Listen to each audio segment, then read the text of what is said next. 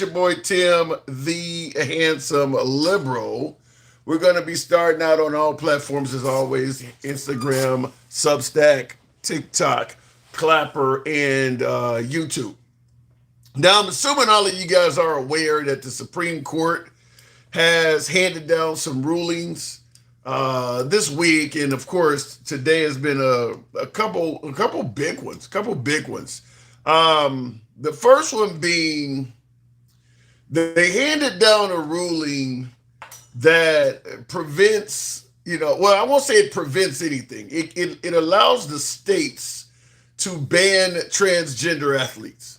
So the ruling they handed down allows the states to prevent transgender athletes from playing in sports. Now, what you normally hear is we don't want biological males playing against girls in sports. Fair enough. But if you're a biological girl and you transition into a boy, it would apply as well. We just don't really attack the biological girls. We normally only go out to the boys, and this has always been the way it is. This is how it is in the gay community as well. Gay men have always gotten it worse than lesbians, and that's what's going on in the transgender world as well. But that is what has happened: is that the Supreme Court has handed down a ruling so that transgender athletes are not allowed to play in sports. But if you want to sum it up, like I said, biological males cannot play against girls in sports. That's the first ruling. Now, the second ruling, in my opinion, is significantly more important and significantly bigger because of the chaos the chaos that I believe would have entailed had the ruling went the other way. But before I get into that, Handsome Conservative says, ladies and gentlemen, my name is the Handsome Conservative, and I am honored to introduce to you a a man of the hour, the man with unwavering faith in his party. Put your hands together for the handsome liberal. Damn right. Appreciate the intro, but I will disagree with one point. I do not have unwavering faith in the Democrat Party. I don't have unwavering faith in the Republican Party.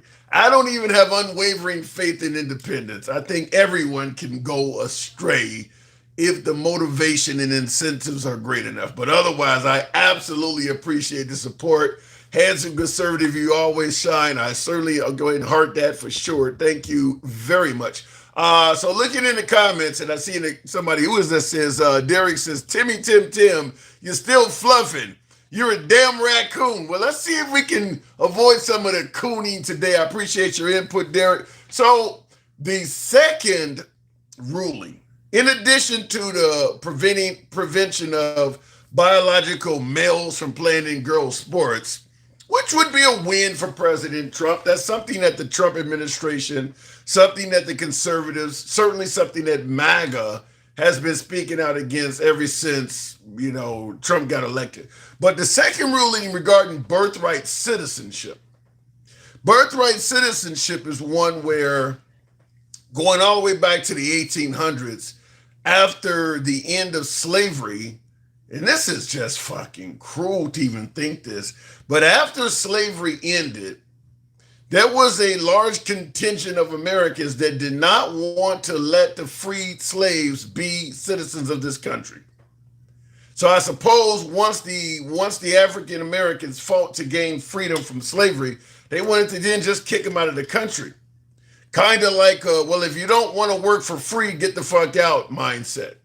That's kind of what was going on. So we had to have an amendment put in place that allowed African Americans to be citizens. And this is where birthright citizenship came up. You know, the crazy thing is, we talk about a host of different topics on this program, and I enjoy all you folks being here, including my beloved MAGA.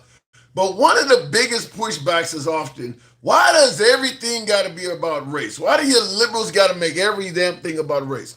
Here we are in the middle of 2026. We're talking about birthright citizenship. And the fact is, it originated on race.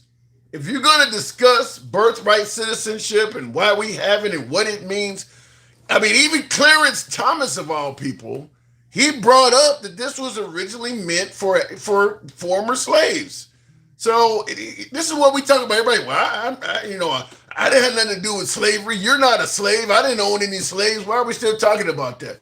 Because it still applies to what's going on today. Here is a ruling today that has deep ties to slavery. In fact, had it not been for slavery, this may not exist. This whole birthright citizenship thing is a spawning of slavery. So everybody always said, well, everything got to be about race because it is deeply rooted in how we have operated as a country from the beginning of time. So I want to get into this. Boys and girls, what does that say? Boys, girls, crazy MAGA morons, I present to you Tim Liberal, the best man of the hour of all time, the man that requires your respect, gives respect, I sure do that, loves all of us. This man is the greatest on Mount Rushmore. I don't think my face will ever appear on there, and I don't think they can find stone dark enough to imitate it. But I like the thought. I like the thought. Evil, B, bye, boo. Shout out to you folks showing the program some love. But yeah, when we talk about birthright citizenship, you hear about, what was it, the Dred Scott decision? Because they had to fight to get to this birthright citizenship issue. First, you had slavery end. Then you had the Dred Scott decision where the Supreme Court ruled that African Americans cannot be citizens. Former slaves cannot be citizens. So in other words, you're going to have a bunch of freed slaves that are roaming around stateless. Stateless. And keep in mind, many of the African Americans, probably most of the African Americans at that time, did not even know what country they originated from. Because you got to think slavery goes all the way back to the early 1600s, 1619 project. You may have heard that. So when slavery ended in the late 1800s, these freed slaves were, probably fifth, sixth, seventh generation. They had no ties to the homeland. Didn't speak the language, didn't know a damn thing about the customs or anything. So here in America, they fought to gain freedom, and the people of this country are like, well, you can't be a citizen here. So they were going to make them stateless. And that's what the Supreme Court with the Dred Scott decision did, is essentially said you can't be a citizen. So they're just walking around with no citizenship rights, a stateless individual. Just think about that also the next time you hear about folks talking about free from slavery. So you gained freedom, but you weren't even classified a citizen. What good is the freedom? You have zero rights that are pertaining to an actual citizen because they don't consider you to be a citizen. But yet they're calling you free. What good is that? What good is that? Anyway, continuing on to get to this birthright citizenship argument. After the Dred Scott decision, it took about 10 more years before they came up with an amendment that finally allowed anyone born in America to stay. And that would apply to all these slaves that were up to that point citizens of nowhere, thanks to the U.S., or better yet, the transatlantic slave trade. They were citizens of nowhere.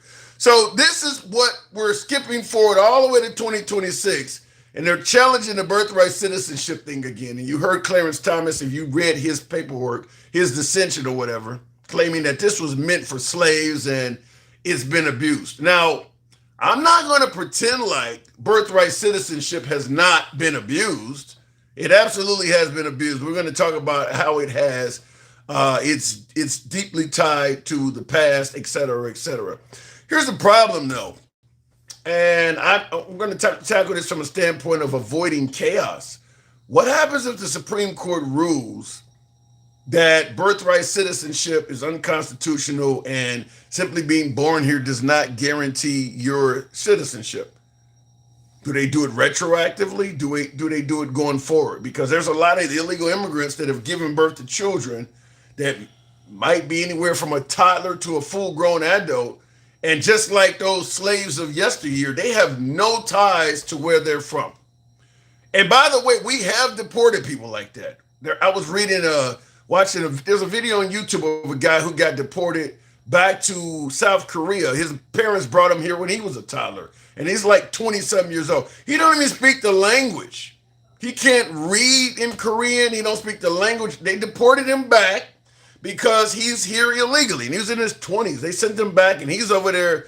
I think he's trying to get a job as a barber or something like that. He has no skills whatsoever, and he's trying to get a job as a barber near the U.S. military bases because he can talk to Americans and cut their hair. So this is what birthright citizenship would have led to. They had a ruled it unconstitutional. A whole bunch of people being deported to places that they have no ties to whatsoever. In the comments, Tim, should we be talking about in 2026 about flying cars, the flying skateboards, and the birthright of animals are going to be taking over the planet? Huh? Even what are you talking about? Tim, we should be talking about in 2026 about flying cars, flying skateboards, and the birthright of animals are going to be taking over the planet. Maybe flying cars. Maybe, because we've been talking about flying cars since the Jetsons. Maybe that. But look, at the end of the day, this is way off topic, but I just asked a brief question in regards to flying cars, which many of us thought would be around when we were kids, if you're a Gen Xer. Do you really want a whole bunch of heavy machines flying over you, rush hour traffic style? I mean, it's worse enough having a commercial jet crash every now and then. Imagine I think everybody in here has probably been in at least one accident. If you're over 35, 40 years of age, you've been in at least one car crash. Can you imagine? So flying cars, you may never see that. I think that's kind of dangerous. And they do have drones now that can do that. The handsome conservative says, I will not be shown up. Oh my God, I appreciate it though. I would not be showing up, ladies and gentlemen, the man of the hour with the heart of a champion fighting for his beliefs. All rise for the handsome liberal. That's hilarious. That is hilarious. I do appreciate that. Wow. I'm going to be thinking about that later. I'm trying to heart it, but it won't let me acknowledge it. Thank you, handsome conservative. So we're going to be talking about that with both of those rulings. Now, I got a few other topics before we start taking callers and making this program go. They're still fighting for the Save America Act. Trump and Trump supporters in Congress are still holding up shit for the Save America Act. Now, how far is the election out? The midterms, early November. So we're talking. It's basically July now. So August, September, October. So 4 months. So 4 months in a couple of days or so is the midterms. Do you think he's going to be able to get the Save America Act passed? Trump generally gets what he wants, whether we like it or not. He normally gets what he wants, but do you believe he's going to be able to get the Save America Act passed? I'm going to take you two issues I have here. And I see somebody on TikTok said I'm lagging. I don't know why I'm on Wi-Fi. I got two issues. First of all, number one issue being, I really wish Trump would actually have shown more proof and evidence of why the Save America Act is so important, because he calls it a national emergency. I really wish he had shown proof, because perhaps I might be on his side with the Save America Act. But when you got a guy that's known for saying a lot of shit and not proving any of it, it's hard to just bow down and give him acts and legislation that he's deeming must be passed. Proofs, show us some of the stuff that you're talking about. So that's the first issue I have. The second issue I have is the sheer amount of time. That's why I asked, the midterms are in November. It's already July, basically. If you pass the Save America Act and you got tens of millions of people scrambling to get documents and stuff like that, everybody's not going to get that shit in 4 months. It's just not going to happen. Everybody is not going to get that stuff in 4 months. If they pass the Save America Act today, you got 4 months for people to be able to get all this stuff. You've made it so there are no mail-in votes. So everything has to be done by that day. You've compressed things down so much that you're going to have a whole lot of people saying that I legally am a citizen. I legally have the right to vote. And thanks to the Save America Act, I was not able to get documents. I was not able to do this or that in time. And my vote did not go through. What you're not going to have once the Save America Act is passed, what you're not going to have is the folks on the right who support the act presenting to you a whole bunch of illegal immigrants that thanks to the Save America Act, we stopped this person from voting. They're not going to show you any of that. You're not going to get any of that. So that's why I have a hard time with it, is because I believe at the end of the day, the Save America Act is going to hurt far more legitimate voters than it's going to prevent illegals from voting or people who should not be able to vote. I don't think it's going to be many of them caught up in that. I think it's going to be a whole lot of legitimate, true red-blooded Americans prevented from voting. I think that's what's going to be the net effect of this, is a whole bunch of Americans the day after the election complaining that my vote didn't go through because of this or that. I showed them my passport and it didn't match my maiden name, and it's going to be all of that kind of stuff. So for that reason, just the true chaos that would ensue passing this so quick, I can't support it. Pursue the Save America Act and pursue it before the 2028 elections. You have enough time to do all of that. 4 months, you don't have enough time. There's just no way if they pass the Save America Act, people are going to be able to get out. I mean, I think they said about 30 to 40% of Americans don't even have passports. It takes time to get a passport. You don't get that right away at the post office. It takes time. So if you only got 4 months, that means once this passed, you need to run out and get that like today started. You don't get to wait 2-3 weeks, a month. Oh, I'll fuck around with it in September. No, it's too late already. It's already too late. So yeah, I absolutely disagree with it for that reason. Last but not least, and I'll start taking callers. Tap the screen, get the likes on up to 10,000 if you will. If you're watching us on YouTube, smash that like button, helps out the algorithm, and we'll get the show started. I want you to hear an individual, if I got it queued up, that I think is worthy of discussing, because we often talk about everything from Sharia law to terrorism, et cetera, in regards to... Let's talk about the Muslims. Want to? In regards to the Arab community. I want you to... This is a guy just posting on YouTube, and what did it say? It's interesting that the demons don't get mad at Muslims, only at Jesus Christ. Somebody sent him that, and he's responding to it. He says, the statement that somebody sent him says, it's interesting that the demons don't get mad at Muslims, they only get mad at Jesus Christ, which I suppose would put the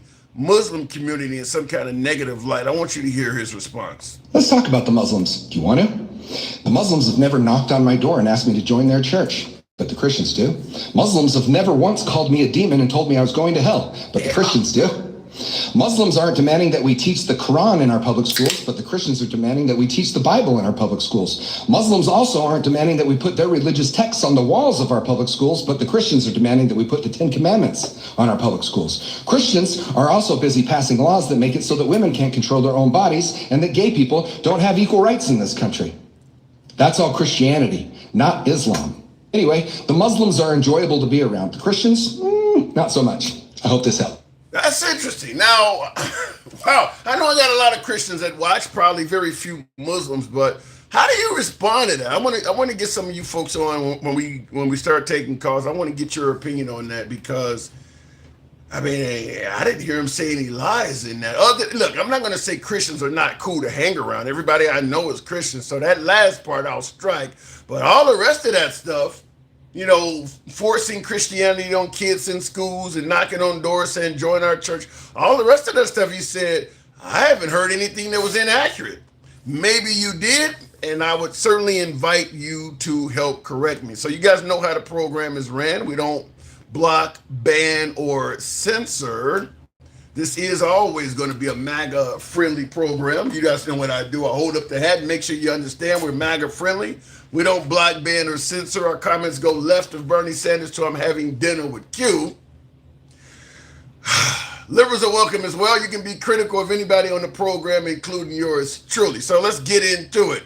Looking straight in the comments. And by the way, tap the screen if you're watching on TikTok. Get us up to 10,000 so we can start taking callers in the comments. So she's not an American. What are you saying there, Robbie? Would Donald Trump be deported? I don't believe he would be. He's multiple. What is his dad was an American? I think Donald Trump is what, second or third generation. I think his grandparents came here as immigrants, but his dad and of course him, they are here legally. I don't force anything. I just like to spread love. Well, Robbie, that's you, but obviously Christians are forcing things. I mean, once you start requiring children to read it in schools, you are forcing stuff, and that's exactly what's going on. Christian nationalists are not pleasant to be around. They are full of hate, says Mr. Wise Guy 77. Wow.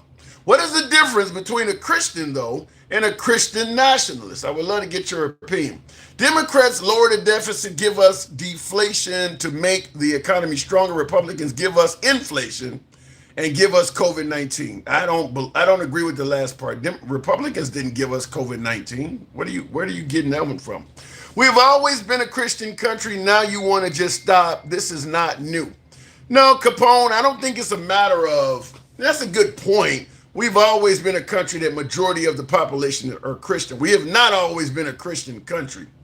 That's not accurately portrayed. We've been a country that favors Christianity. Just like we're not an English-speaking country. We are a country that most of the people speak English. Because the Native Americans were not originally speaking English and they were here first. And then, of course, there were also a lot of Hispanics here and French. So we're not an English-speaking country. We're a country that most of the people speak English. Same thing with Christianity. We're not a Christian country. We're a country that most of the people are Christian. The problem, though, is forcing the religion on other people. That is what's happening. If it wasn't for the effort to force Christianity on people, I don't think you would have as much of an issue. But the Christians are now chastising and criticizing other religions and trying to shove their religion down the throats of kids in some places. So that's where the issues starting to develop. In the comments here, Evil B Babu says, Trump remind me of the gentleman from Total Recall trying to destroy aliens. We need Arnold Schwarzenegger. Get your ass back to Mars. Great movie. Read Columbus Diaries. You were already here. That's the point I'm making, is that there were people here that didn't speak English. That's all I'm saying. There were people here who didn't speak English. So we're not an English-speaking country. We're a country where most of the people speak English. TikTok is warning me that most of you guys have not shared the live. I don't normally ask you to do that, but since TikTok brought it up, please share the live. We'll start out with the one and only Doomsday, a.k.a. Straight Talk Commerce. Good evening, Straight Talk. I go away for a little while, try to give you a little break, and you are still peddling the bullshit. Tell me what... The birthright citizenship came from Jusoli. It is way prior. This argument has been for centuries. You should tell Jusoli means from the soil. No, you should tell Clarence Thomas. Clarence Thomas didn't say nothing about what he talked about slavery. The Supreme Court justice who dissented, Clarence Thomas. In the United States. Well, what the hell? That's what we're talking about. Decision. We're talking about in America. We're not talking about centuries ago. Well, what I'm saying is every other country, first world nations, abandoned Jusoli. I don't know. Canada had. They abandoned Jusoli a long time ago when they recognized that people were going to move to their country if they didn't do something. You can't have two non-citizens. It is true. Canada has birthright citizenship. Who else? Oh, man. Alexa. What first world countries have birthright citizenship? Research on this, dum-dum. I already know the answer to this question. You're right. Alexa, stop. I don't even consider Canada a first world country. Really? Why would you not? No, they're 3%. They are 3% of our economy. You don't consider Canada a first world country? No, give me an example of another. Okay, give me an example of another first world country then. Well, any of the countries in Europe, China, Russia. I mean, Canada is a very small. It wouldn't even make up a state if it were in the United States. And you're going to use them as an example. There are plenty of countries that you said every country, you said plenty of countries in Europe are first world. There are many countries in Europe that would not be as big as a state as well. There's small countries in Europe. I totally understand, but those countries, you would consider them first world, wouldn't you? I would consider Canada first world. Well, I don't. Why? I don't. Give me a reason other than GDP. You only came up. You got one example. Give me another example of a first world country that follows jus soli. Birthright citizenship. It's a bad idea. It's a bad idea. I don't if you want to keep a nation. I don't think it's a bad idea. I think that as long as you got. Of course you don't. Of course you don't. I'm just saying. You cannot. It came from centuries when countries they needed people to be citizens. And by the way, the Republicans were the ones that passed the Civil Rights Act of 1866. Yeah, but that's irrelevant at this point. No, I don't think so. I'll tell you why it's irrelevant. Because you guys are you telling half the story. What you're trying to say is Republicans were pro freeing slaves and Democrats. But when it comes to calling out the progressives versus the conservatives, you don't say anything. Because the fact is, when the Democrats were in favor of slavery, they were called conservatives. You don't bring that part up. You're a replacement. Dude, you are seriously. I'm asking you, which party freed which group freed the slaves? It wasn't the Democrats that put you in the chain. No, I agree with that part. Which side freed slavery? Progressives or conservatives? Which side freed the slaves? Progressives or conservatives? It was well, you would consider it a progressive idea. What would you consider it? What would you consider it? I think it is a conservative idea. Right. Because progressives want people in chains now. That's why you want all this illegal But you do admit, you do admit tax people, but you don't want to give them representation. So you do admit slaves were freed in that day, in that era, by progressives. Now, when you look at who I just said no. No, I did not say that. Did the conservatives free? You would say. No, I'm asking you. You would say it's a progressive idea. I'm asking you. Conservative idea. I'm asking you. Was it progressives or conservatives? Slavery, the freeing people from slavery is definitely a conservative idea. Okay, so who freed them? Progressives or conservatives? Who freed them? Who actually did it? Conservatives. Right. Conservatives. So which party is considered conservatives now? Conservatives. Between Republicans and Democrats, which party is considered conservatives now in 2026? Republicans. Right. So something switched, didn't it? No. How could you? You just said free. If conservatives freed the slaves. Right, and they did it as a. You said, no, conservatives didn't free the slaves. I just asked you. I said, no, Tim, I need you to listen. I'm listening. You would say. No, I want to know what. This is not about you. This is about me asking you how you feel. I said it is a conservative idea not to have slavery. That is not a progressive idea. Right. It is a conservative idea. Conservatives released the slaves. Right. Conservatives did that. And where are the conservatives? Which party does the conservatives of today affiliate with? Republicans. If you wanted to honor one of the folks that used to own slaves back in that era, which party would support you honoring one of those conservatives that was pro-slavery back then? If you wanted to put up a statue to honor one, which party would honor that? Abraham Lincoln was in what party? He was a Republican. He was the first Republican. Right. Okay. He was a progressive. What he did was a progressive idea. No. Listen, no. It is a conservative idea that people are created equal. Conservative idea, not a progressive idea. That's not a progressive idea. Progressive idea is that you are somehow being oppressed. That is a progressive idea, that you're a victim. Well, the whole part about you being created equal is a fucking lie. The people who originally in the Declaration of Independence. You don't think you're created equal? No, I'm saying the people who wrote that didn't think we were created equal. I disagree. You think when they wrote the Declaration of Independence, they considered us all equal, women and minorities and all of them? They believed that? As far as being human, yes.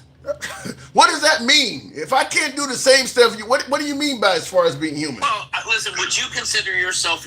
Oh, here we go. He's conservative, though. He is a conservative. He is a conservative. Listen, you can't have a... I know. This is why I don't come around. Oh, come on.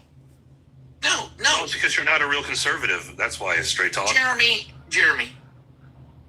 Honestly. Go ahead. Let him make straight talk. What were you about to say? It's fine. Look, enjoy your time.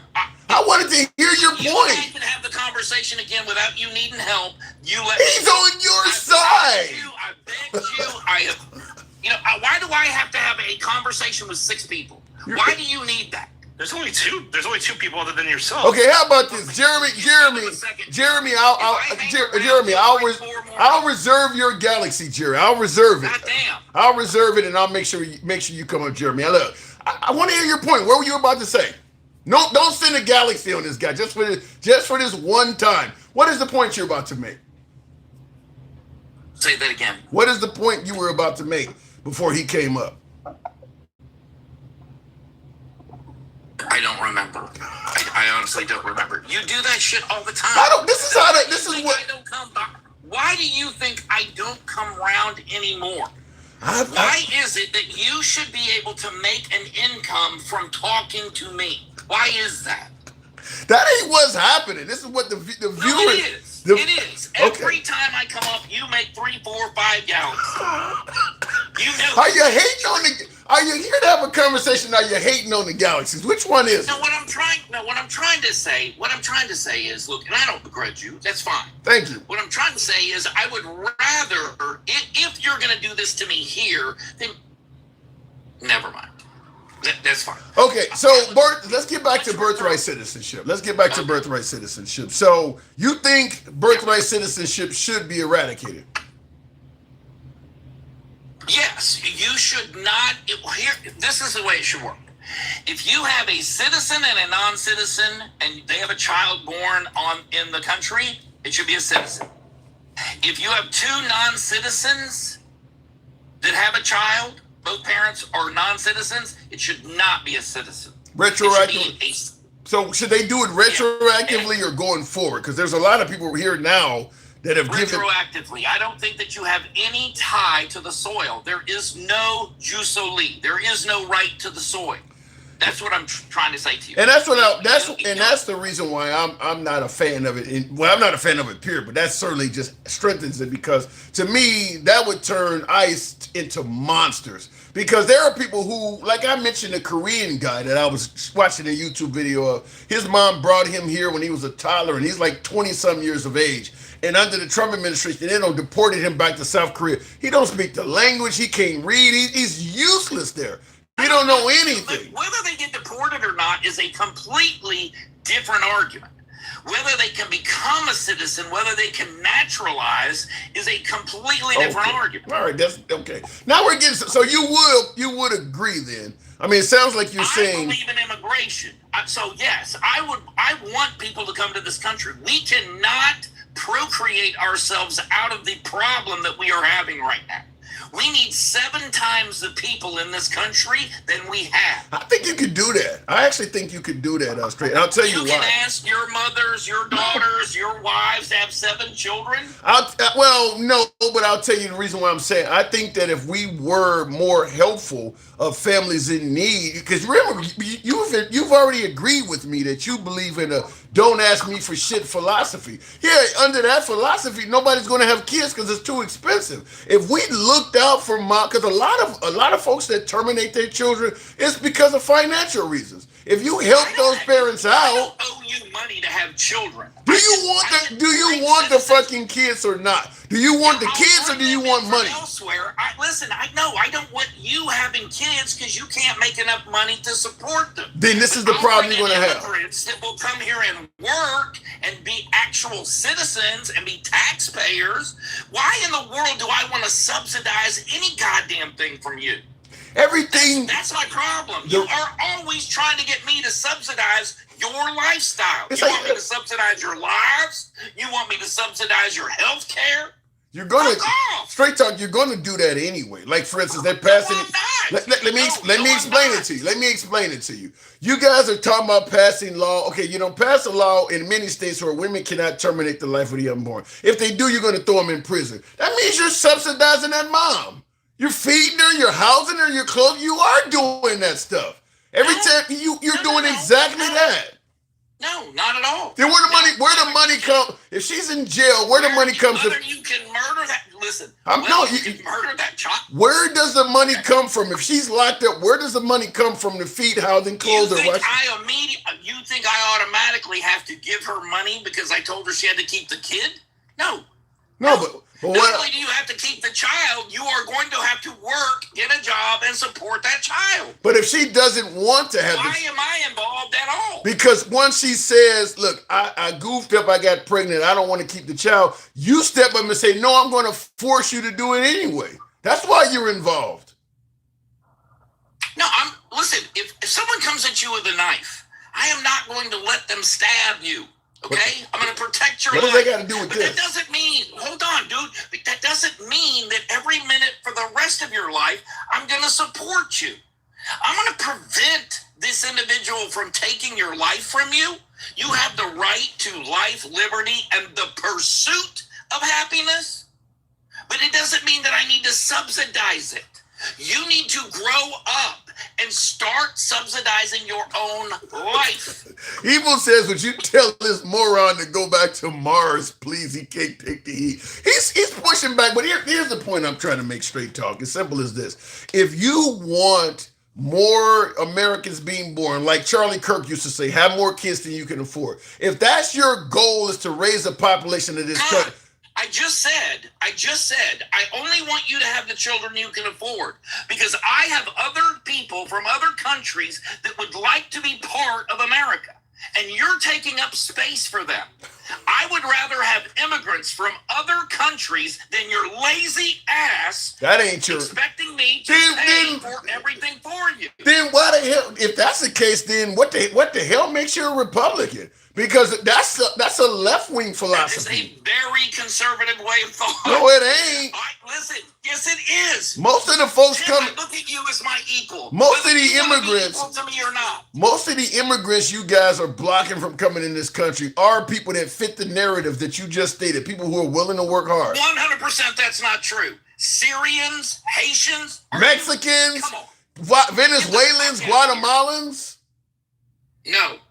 You don't think some of the South American immigrants that we get, fine.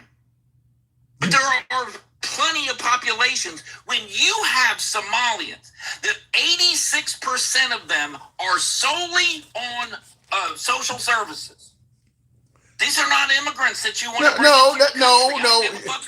No, the reason you have so many of them on social services may not be because they're lazy. It may be because we're underpaying them. You got a lot of Americans, straight talk, that are on social services and they're working 40 to 60 hours a week. It ain't always laziness. Sometimes it's they actually working their ass off and not getting paid. If you work at a fucking Dollar Tree 40 hours a week, you don't make enough to survive. You're probably on some kind of social service. A Dollar Tree employee, that is a job for a high school student. Ain't nobody in high school working in them places. Ain't nobody, them ain't high school, they're not employing high schoolers. Them are full-grown adults working in that place. I understand that. Right. That's the problem. I wouldn't want that for them. I would like for you to get trained on an actual career, educated on an actual job. Just because you want to, then why don't you pass a? Doesn't mean I don't want the best for you. Then why don't you pass a law or promote passing a law like in Australia, for instance, they got a law that says the minimum wage for high schoolers is different than it is for full-grown adults. So if you're going to employ minimum wage at all, you shouldn't have a minimum wage at all. So just let the employer pay you whatever they want. No, you're looking at the wrong direction. You should not be able to tell me how much I have to charge to do a job. What business is it of yours? If I want to dig a hole and someone is saying I'll dig the hole for $50 and I say I'll do it for 25, I'm younger, I'll dig the hole faster. Why are you involved? Why can't I dig the hole for 25 bucks? Because you would turn America into Chinese labor. I mean, that's what the capitalists. No, I would not. That's what capitalists of this citizens realize that they need to get educated. No. They need to get off their ass and come up with their own businesses. That's what I would do. Yeah. If I were in charge, you would be 100% better off than you were now. No, because you're always going to. You are always going to. No. Lazy. It's okay not to work for somebody else. You're always going to. You are always going to find people that are going to be able to be exploited, that are not going to be savvy enough to barter and bargain for a higher rate, and that's who they're going to go looking for. And you do it to everybody, not just the people that are dumb enough. You do it to everyone. What the hell are you talking about?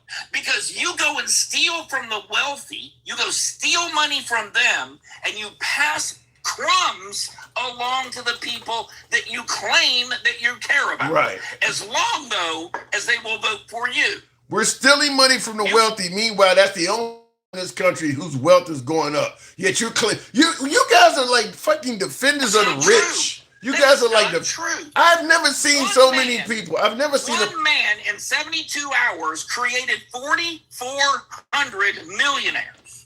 I've never seen a party with so many dirt poor people defending gazillionaires. I don't understand this shit. You're never going to be one. You're never going to be. You're closer to the motherfuckers you're fighting against than you are these people. I'm talking to you and your party. You're not going to be these people. You're much closer to the. You have absolutely no idea my net worth. I have spent the last 5 years of my life teaching others how to generate wealth. When the fuck did I come to you for a dime? And I'm going You're the one grifting off of me. I'm going to repeat. Are you serious? Yes, I am dead serious. I am dead serious. Unless somebody comes up and gives you money. If you were making a killing like that, you wouldn't be on fucking TikTok trying to sell stock tips or whatever the hell you're doing. What the fuck I'm doing? I do you have absolutely. You don't get to. And by the way, Elon, a trillionaire, is on X every minute of the day. Go talk to him. Yeah, but when Elon is on X, when Elon is on X, there are thousands of motherfuckers listening. I see where you be on it. You got less motherfuckers watching you than me. Give me a minute, motherfucker. Give me a minute. Go ahead. I mean, are you serious? Yes, dead serious. When did you become the determining factor of who makes it and who doesn't? I ain't got nothing to do with that. I'm simply saying you use Elon. Look at when Elon's on. Look at how many people are watching him. And then when you on next time, look at how many people watching your ass. It's not the same. Do you think Elon started there? That's where he started? I mean, you're going to use that as a cudgel against me? I'm going. Serious? Yes. You had 10 followers at one point. I used it because I told you. Let me tell you why I use it. I told you you're defending the wealthy when you're much closer to the poor, and you tried to make it sound like you were balling out of fucking control. That's why I brought up your numbers. If you keep taking from the people who are doing shit, I'll never get there. So how about you get off my dick? How about you keep your hands out of my pocket? Dude. No wonder I'm not a trillionaire by now. You keep putting your fucking fingers in my pocket. All right. All right, Straight Talk. You lived up to your fucking name. You lived up to your name. I do got to move it on. I missed you, Tim. Same. Good talk. We don't agree on shit, but you're always welcome. I had to come by and see me sometime, and that maybe I'll grow a little. All right. I'll come by and holler at you sometime. Straight Talk, get the fuck out of here. Good talk. All right, tap the screen, get the likes on up if you will. Now, real quick, I hadn't talked to Straight Talk in a while, and unfortunately, because we don't get as many MAGA, he's sweating. He didn't want to. So, two galaxies came in, Rod S. and Jeremy. I had to find a way to make it up to him. And Rod, I had made it clear, don't sin in Galaxy, but maybe you didn't hear me or something like that. But I'll continue on with the program. But normally the rules are the rules. If somebody's up talking and somebody wants to challenge them, a Galaxy comes in. Those are rules not created by me, but created by you folks after I polled you. So I do want to live up to those rules, but unfortunately, the MAGA viewers don't want to talk to anybody. And it's only MAGA. The liberals will be on the program. If somebody want to challenge them, even if it's MAGA, they don't run. I don't know why it's MAGA, but MAGA does not want to be challenged. So take it with a grain of salt. In the comments, Tim, get off his, he said, get his alien ass off. He's lying up a bad storm. He's a bad comedian. Get him off the stage. Get this MAGA clown off. And people are already clicking like on that comment, Evil. Wow. Well, listen. Like I said, we do enjoy talking to MAGA as well. We're not going to agree always. There's liberals I don't agree with as well. So it is what it is, but that's what happens. Looking in the comments, I've come up many times to talk to you, Tim. I'm not going to, what does that say? I'm not running from you. Well, MAGA mentioned, thank you. I appreciate that, but it's not enough. You know, like I would prefer have maybe even more MAGA on the program than liberals because I lean somewhat center left, but it's hard to maintain MAGA when you start speaking of ill of Trump in any way, fashion, or form. It makes it harder, but we don't censor MAGA in any way. It's just that they don't like hearing Trump being criticized. Jeremy, I apologize for having to drop you, but I did want to finish that. But I'll go ahead and give you first dibs. What did you disagree with him on? Now you are conservative, so what did you disagree with him on? Well, I just don't like fake conservatives like him. You consider him a fake conservative? Explain, elaborate. He's sold out to Israel. Ooh. Like here's the thing. Here's the thing. Conservatives hate me for when I say that, but liberals also hate me when I say this. I think Israel has the right to exist and protect itself. Mm-hmm. I think Israel does have the right to do that. What I don't like is that currently in the state of Wisconsin, there's actually a law that says that the people who work for the government are not allowed to boycott the state of Israel, even with their own personal paycheck. Wow. I just heard, that's terrible. I just heard today on one of the programs that Israel now controls 2/3 of Gaza, and they're still killing people. They just killed a little kid or something like that today. I agree with you. Israel has a right to exist and defend itself as well, but at some point, it's no longer self-defense. I mean, what is this, right? Like the Carmelo Anthony of the East? I mean, I know I'm gonna piss some people off. This is a bad joke, but that was really good. You can't go around killing Gazans like crazy. To me, what Israel's doing is well beyond self-defense. Yeah, and again, the thing is, I'm a little politically homeless to a degree. Like I consider myself right of center, classically conservative, and more favoring of capitalism, but I like the idea of capitalism with rules, which is not the same as being in favor of socialism, FYI.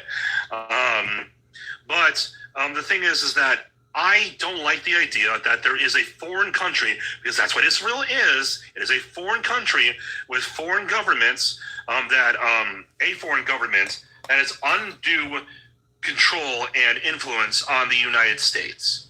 And it's not to believe that Jews control the world. I don't believe in any of that conspiracy theory shit. You know, I think the majority of Jews don't have any real power at all. You're the first I've ever heard say that. I've never heard anybody say that before. Yeah, well, I don't want people, because when you criticize Israel, a lot of people equate it to criticizing the Jews. The government of Israel is a sin. You're correct. This is an argument I have with a lot of African Americans that don't like when I say this as well. I'm like, look, just because somebody white criticizes black people, don't make them a racist. Just because somebody white period criticizes Israel doesn't make them an anti-Semite. There are legitimate reasons to criticize any group of people. So I agree with you. It has gotten that way that if you criticize Israel, people are yelling you're anti-Semitic. Like, no, they're not perfect. They're doing some shit. Yeah, exactly. And it's not like all Jews are responsible for what Israel does. Israel is a government. Israel is a nation state.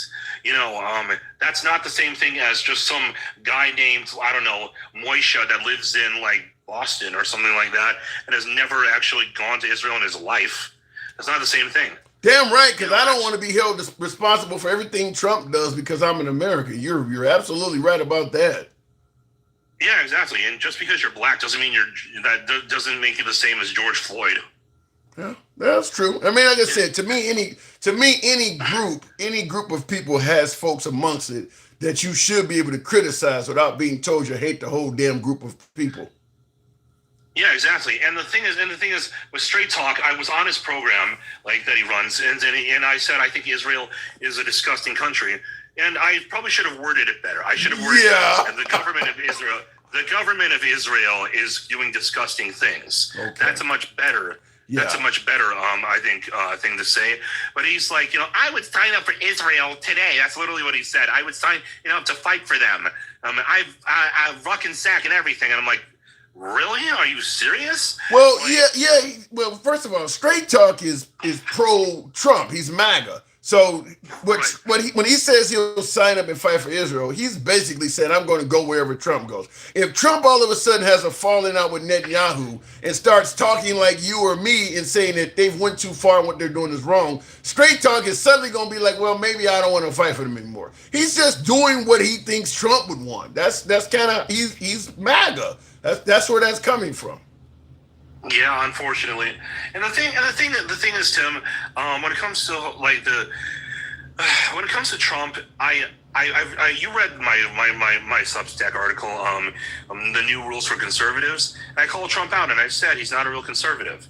The conservative principles are ones that transcend time. The idea is that we make progress slowly, so that way we don't mess anything up that can't be undone. And we believe in strong family values, which doesn't have to be the white picket fence and we just. I don't get that. I don't get why. When you look at how Trump is governed, particularly in his second go-round, I don't get why any conservative thinks he's conservative to begin with. The guy doesn't have a church.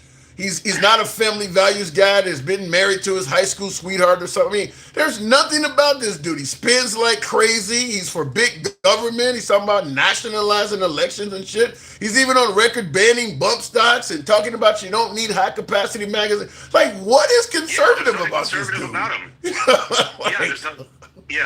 The thing is that I think that we were sick of it back in 2016. I didn't vote for him in 2016. I voted for him in 2020 and 2024.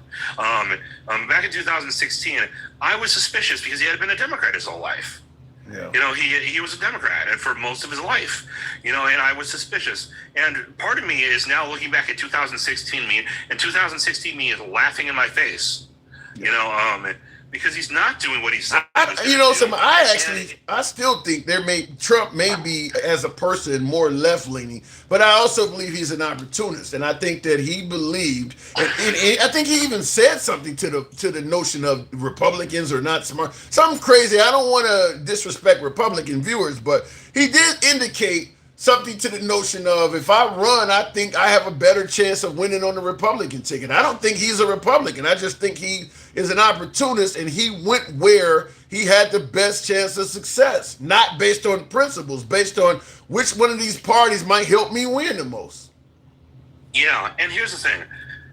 I think that a good thing for people to remember here is that it's not that he's flawed, because everybody's flawed, and I know people who are very, very conservative who put in the work to make their marriage work, and maybe they had like an abusive ex who used to mistreat them all the time, and for their own safety they had to get a divorce. You know what I mean? And I understand that like some people have made bad decisions in their lifetime, that they regrets or whatever. But like the thing is, the man has had literally banged Stormy Daniels. He's been married not twice, which would make sense, but hasn't he been married 3 times, had kids with all 3 of his wives, and he's never said hey, I wish my first marriage had worked out. He just said, whatever, I did it. Yeah. I don't care.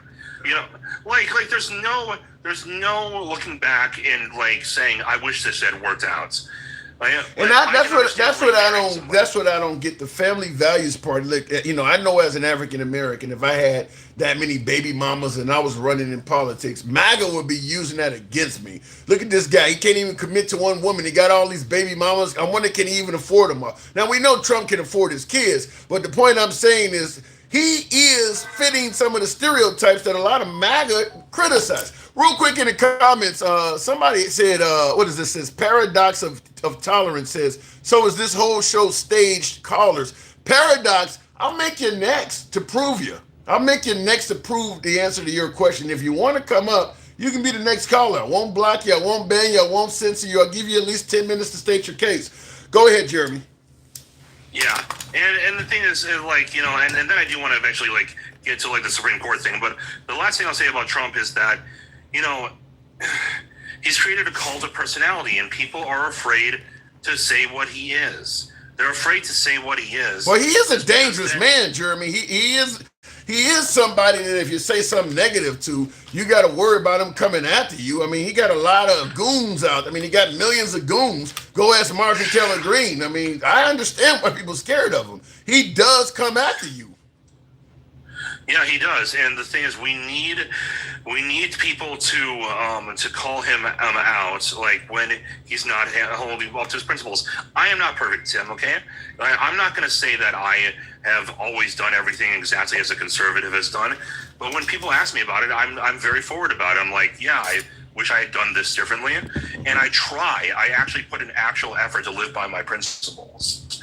And I think that Trump, he's someone who was just making a mockery of what it means to be a conservative, But anyway, I do want to talk about the Supreme Court real quick. I know let's talk with birthright citizenship, or to me, preventing men from playing in women's sports. I mean, we can talk about it if you want.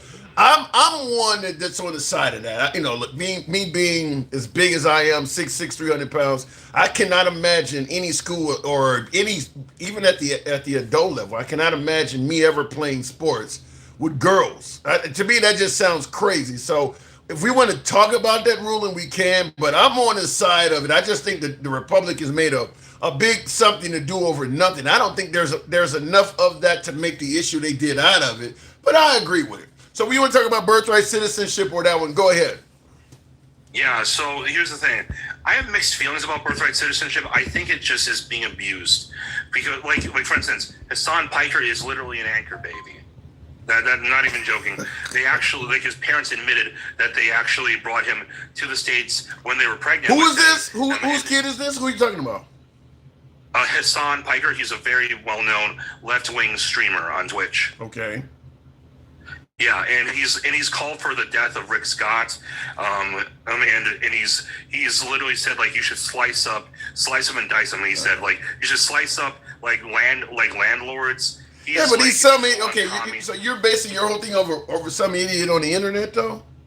Well, he's just an example of birthright citizenship gone wrong. His parents literally admitted that they came to the States and gave birth to him in the States and then brought him back to Turkey so he could be raised like a Turkish citizen, but then also get immediate citizenship in the United States. And here's, but see, this is where I start yelling intolerance and damn near want to scream out racism on the conservative side of the aisle, on your side of the aisle. Why are all your stories about immigrants negative? I'm sure there's some folks who came here as an illegal immigrant. The birthright citizenship argument, they got in the military.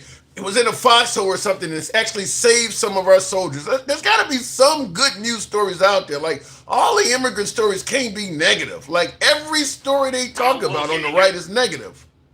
Well, Tim, if you want to highlight a problem, you're not going to talk about the positives. It doesn't mean that there isn't any positives. I'm an immigrant. No, but you make it, maybe by only highlighting the negatives, you exacerbate the problem to astronomical levels that is not. Like with the transgender thing, they're trying to find every trans person you can find that may have done something wrong to a child, so that you make this huge mountain out of something that doesn't exist. That's what we're talking. It's not a problem. It's being made into a problem by only finding negative stories to televise.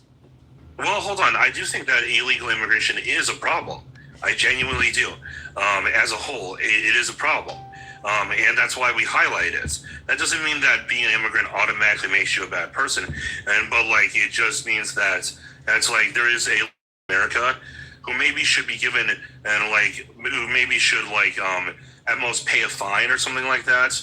And then be allowed to earn their citizenship by going through the test. That's what Straight Talk said. Even though me and Straight Talk didn't agree on much, I did agree with him in suggesting that, okay, even if you're going to get rid of birthright citizenship, there should be a path to becoming a citizen. But that's not what's coming from the Trump camp. What's coming from the Trump camp is a ban on all third world countries, a ban on Muslim countries, raising the amount of sponsorship. He's trying to go at the green cards. This dude is just anti-immigrant, period.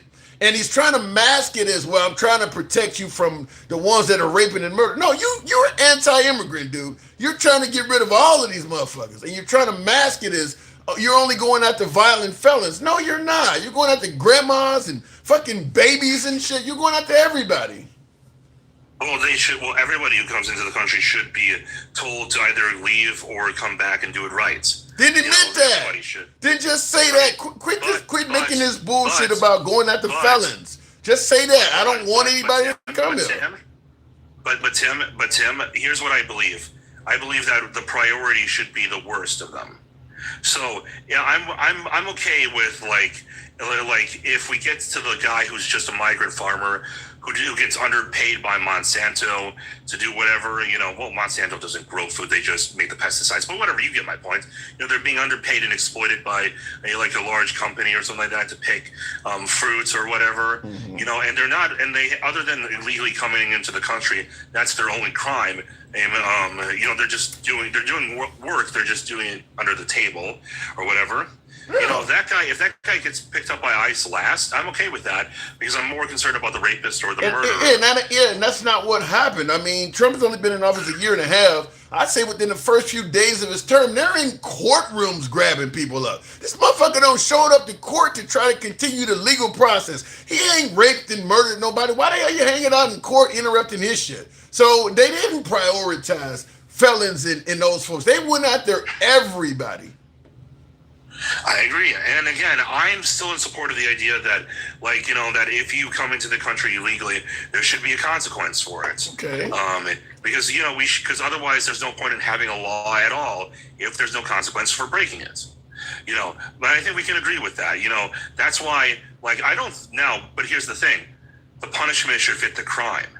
That's why if you speed 3 miles above the speed limit, you don't get executed by firing squad. That's not how that works. Well, hopefully it remains that way. But when I seen what Trump was doing to them Venezuelan drug boats, the punishment is not fitting the crime. I mean, under the Trump administration, deporting Kilmar Abrego Garcia to CCOT and then Africa, that didn't fit the crime. If that guy was an American citizen and he actually got convicted of the shit Trump was accusing him of, and he ain't even been charged with that stuff. If he actually got convicted of it, though, as an American, he would not have faced anywhere near the level of punishment that Trump was trying to put on him.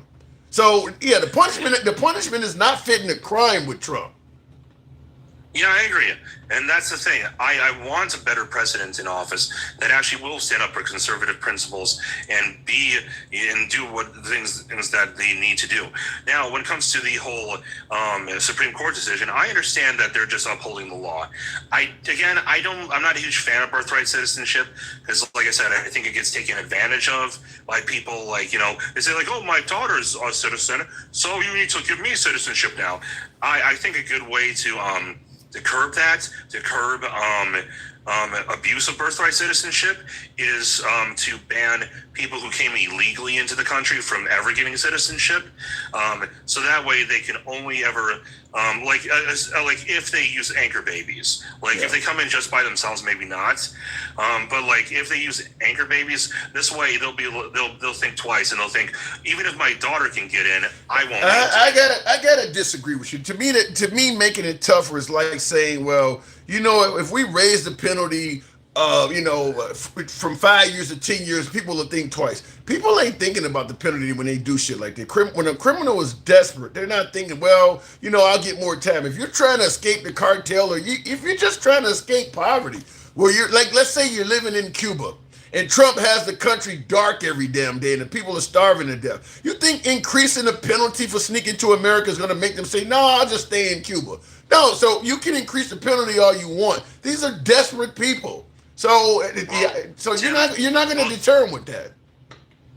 Well, Tim, first off, if it's just economics, that's the reason. That's not a good enough reason for me to be okay with them coming. I still think that in fact, I would say that they should stay there, and then they should overthrow their government. It ain't their government, Jeremy. Sometimes it's us. Yes, it is. What's going on? Cuba, it's absolutely the government. The government ain't putting them in the dark. The government is not preventing them from trading, and that's America doing that. What we're telling them to do is you need to overthrow your government and put in somebody that's going to kiss ass to us. If you don't do that, we're going to make sure you live like shit. That's not their government. That's us doing that. Tim, unless things have changed recently when Trump was in office, for most of the history, we don't have a full trade blockade. We have an embargo, and it's not even a full embargo. Whatever. It's because of America. Look, Russia would do business with them. China would do. They would, if it wasn't for America interfering with them trading and exporting and importing on the world market, they would be doing better. They're not doing well because America is making them impoverished. We're punishing them. We are That's not true. You trying to tell me the embargo's not hurting them at all? It's doing very, very little. Very little. In the bucket. So, yes. You want to know what's actually hurting them? What's hurting them? Socialism. Okay. I'm sorry. It doesn't work as an economic system. It just never has. Remove the embargo and then show me socialism won't work. I guarantee if you remove that embargo, the people of Cuba, even with socialism, would be doing, even with the Castros, would be doing significantly better. I don't think you're making it sound like that embargo's barely hurting them. No, that's what's fucking them up, is that embargo.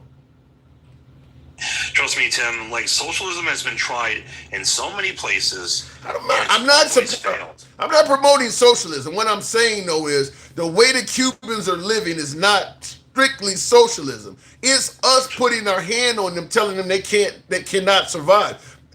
China's a communist socialist country. They're living better than them. They're not living that bad like that.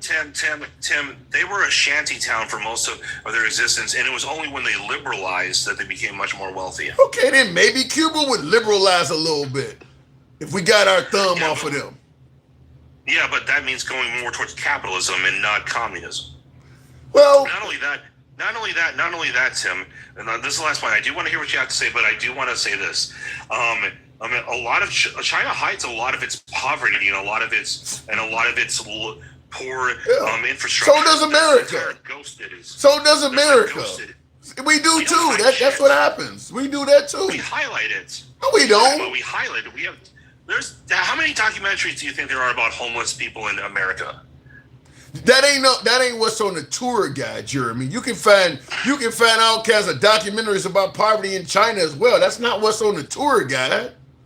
Well, China will shut you down if you try to do that. China will actually punish you and try to make you afraid to film anything when it comes to poverty. They don't want you knowing about their ghost cities. That don't mean the documentaries have not gotten out. We've known about child labor and all that shit in China for decades. So regardless of how they're trying to keep it quiet, it's getting out. Jeremy, I do got to move it on, but the information's getting out.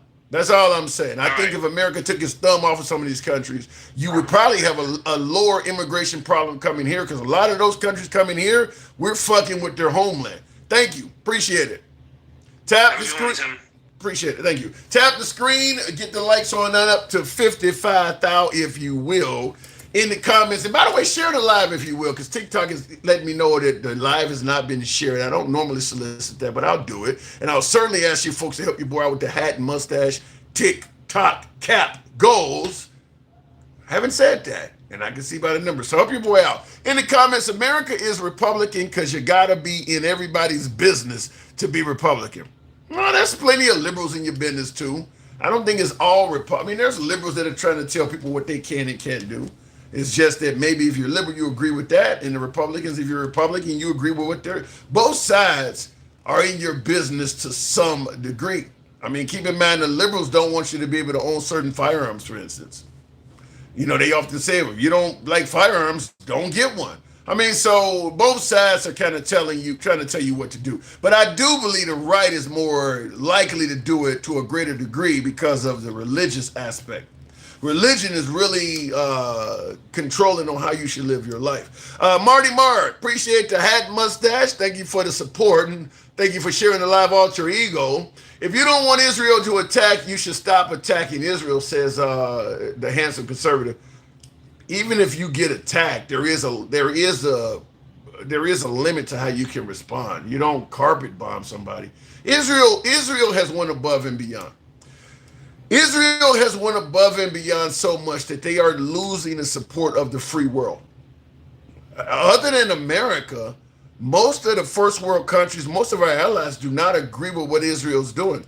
And then you probably got about 50% of this country that don't support it.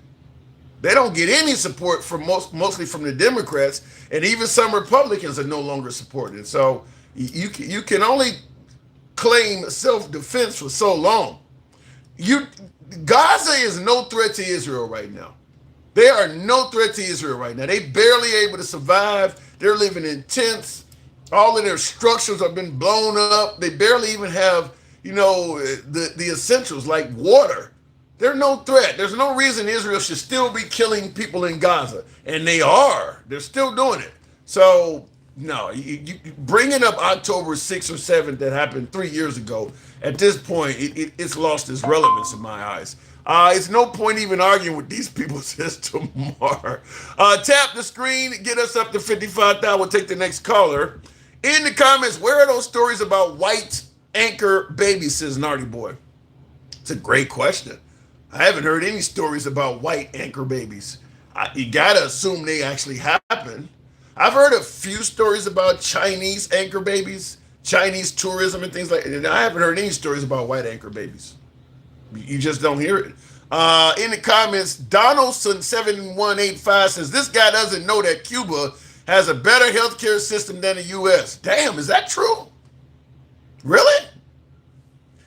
I would have to know the parameters of it. I mean, obviously, if we're trying to avoid giving anybody universal health care altogether, that's not good. But if you can purchase health care, I would think it would be better in America. It's just that it's not good for people who have no insurance at all when you got a country that's trying to give its people some form of universal health care. So I'd have to hear the parameters of that. You do realize Deep State Don is a puppet to the Blue Star country. A lot of folks say that, particularly on the right, far right and far left. The traditional Republicans are still somewhat pro-Israel, and you do also have some traditional Democrats, like Fetterman, for instance. Fetterman is a big, I don't know if Fetterman is even considered a Democrat anymore, senator from Pennsylvania, but Senator Fetterman is real hardcore pro-Israel. You start running into the anti-Israel crowd when you go to the far right and the far left. The far right and the far left are not fans of Israel at all. But the folks that are closer to the center of both aisles, they're more still Israel. And probably, I'm just give you my personal belief. Maybe I'm wrong. You can let me know. I believe it's probably because a lot of them are getting paid. A lot of the politicians that are closer to the center, traditional Republicans, traditional Democrats, they're AIPAC. They're getting paid. It's the far right people that are not getting paid. The far left folks are not getting paid. Them the ones that are not as pro-Israel. I saw the best economic indicator we have got for the current state of the economy. A fireworks stand already selling that buy one get one free. That usually happens after the 4th.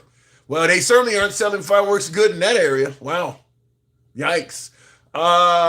In the comments, I'm growing up. Now, Joe, what is that? Boo-hoo, Democrats cry on Orange Man bad. Kevin, I think Orange Man likes being bad. Don't blame. If Orange Man is posting pictures of himself as the Pope, dumping shit on protesters, and even posing as Jesus, I think Orange Man wants to be bad.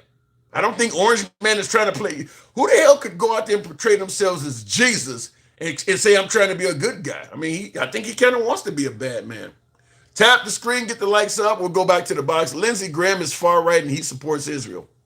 I don't know if you think Lindsey Graham is far right? I think Lindsey Graham is an opportunist.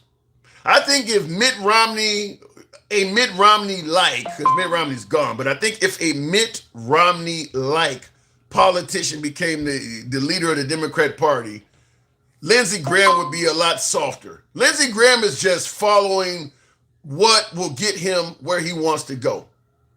Because Lindsey Graham was anti-Trump before Trump became our president. I think Lindsey Graham is just riding the coattails. I don't think Lindsey Graham is far right.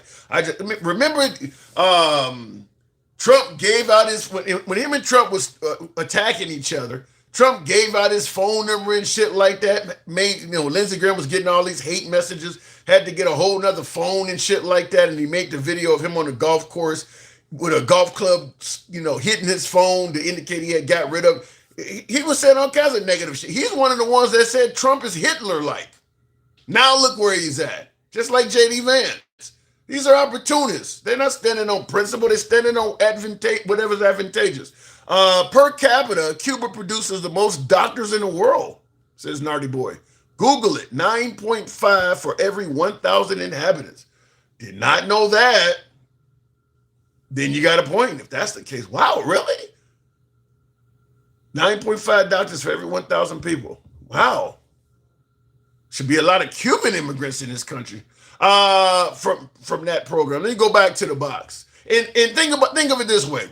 I'll go to the next caller, but what I was going to say is when I was going back and forth with my last caller about Cuba being where it's at because of its government, just think about how much money that country would be making if they could actually have folks come there at free will for medical care. Those doctors would be producing a ton of money for that country. So that's a good example of why I'm saying Cuba is hurting because of what we're doing to it.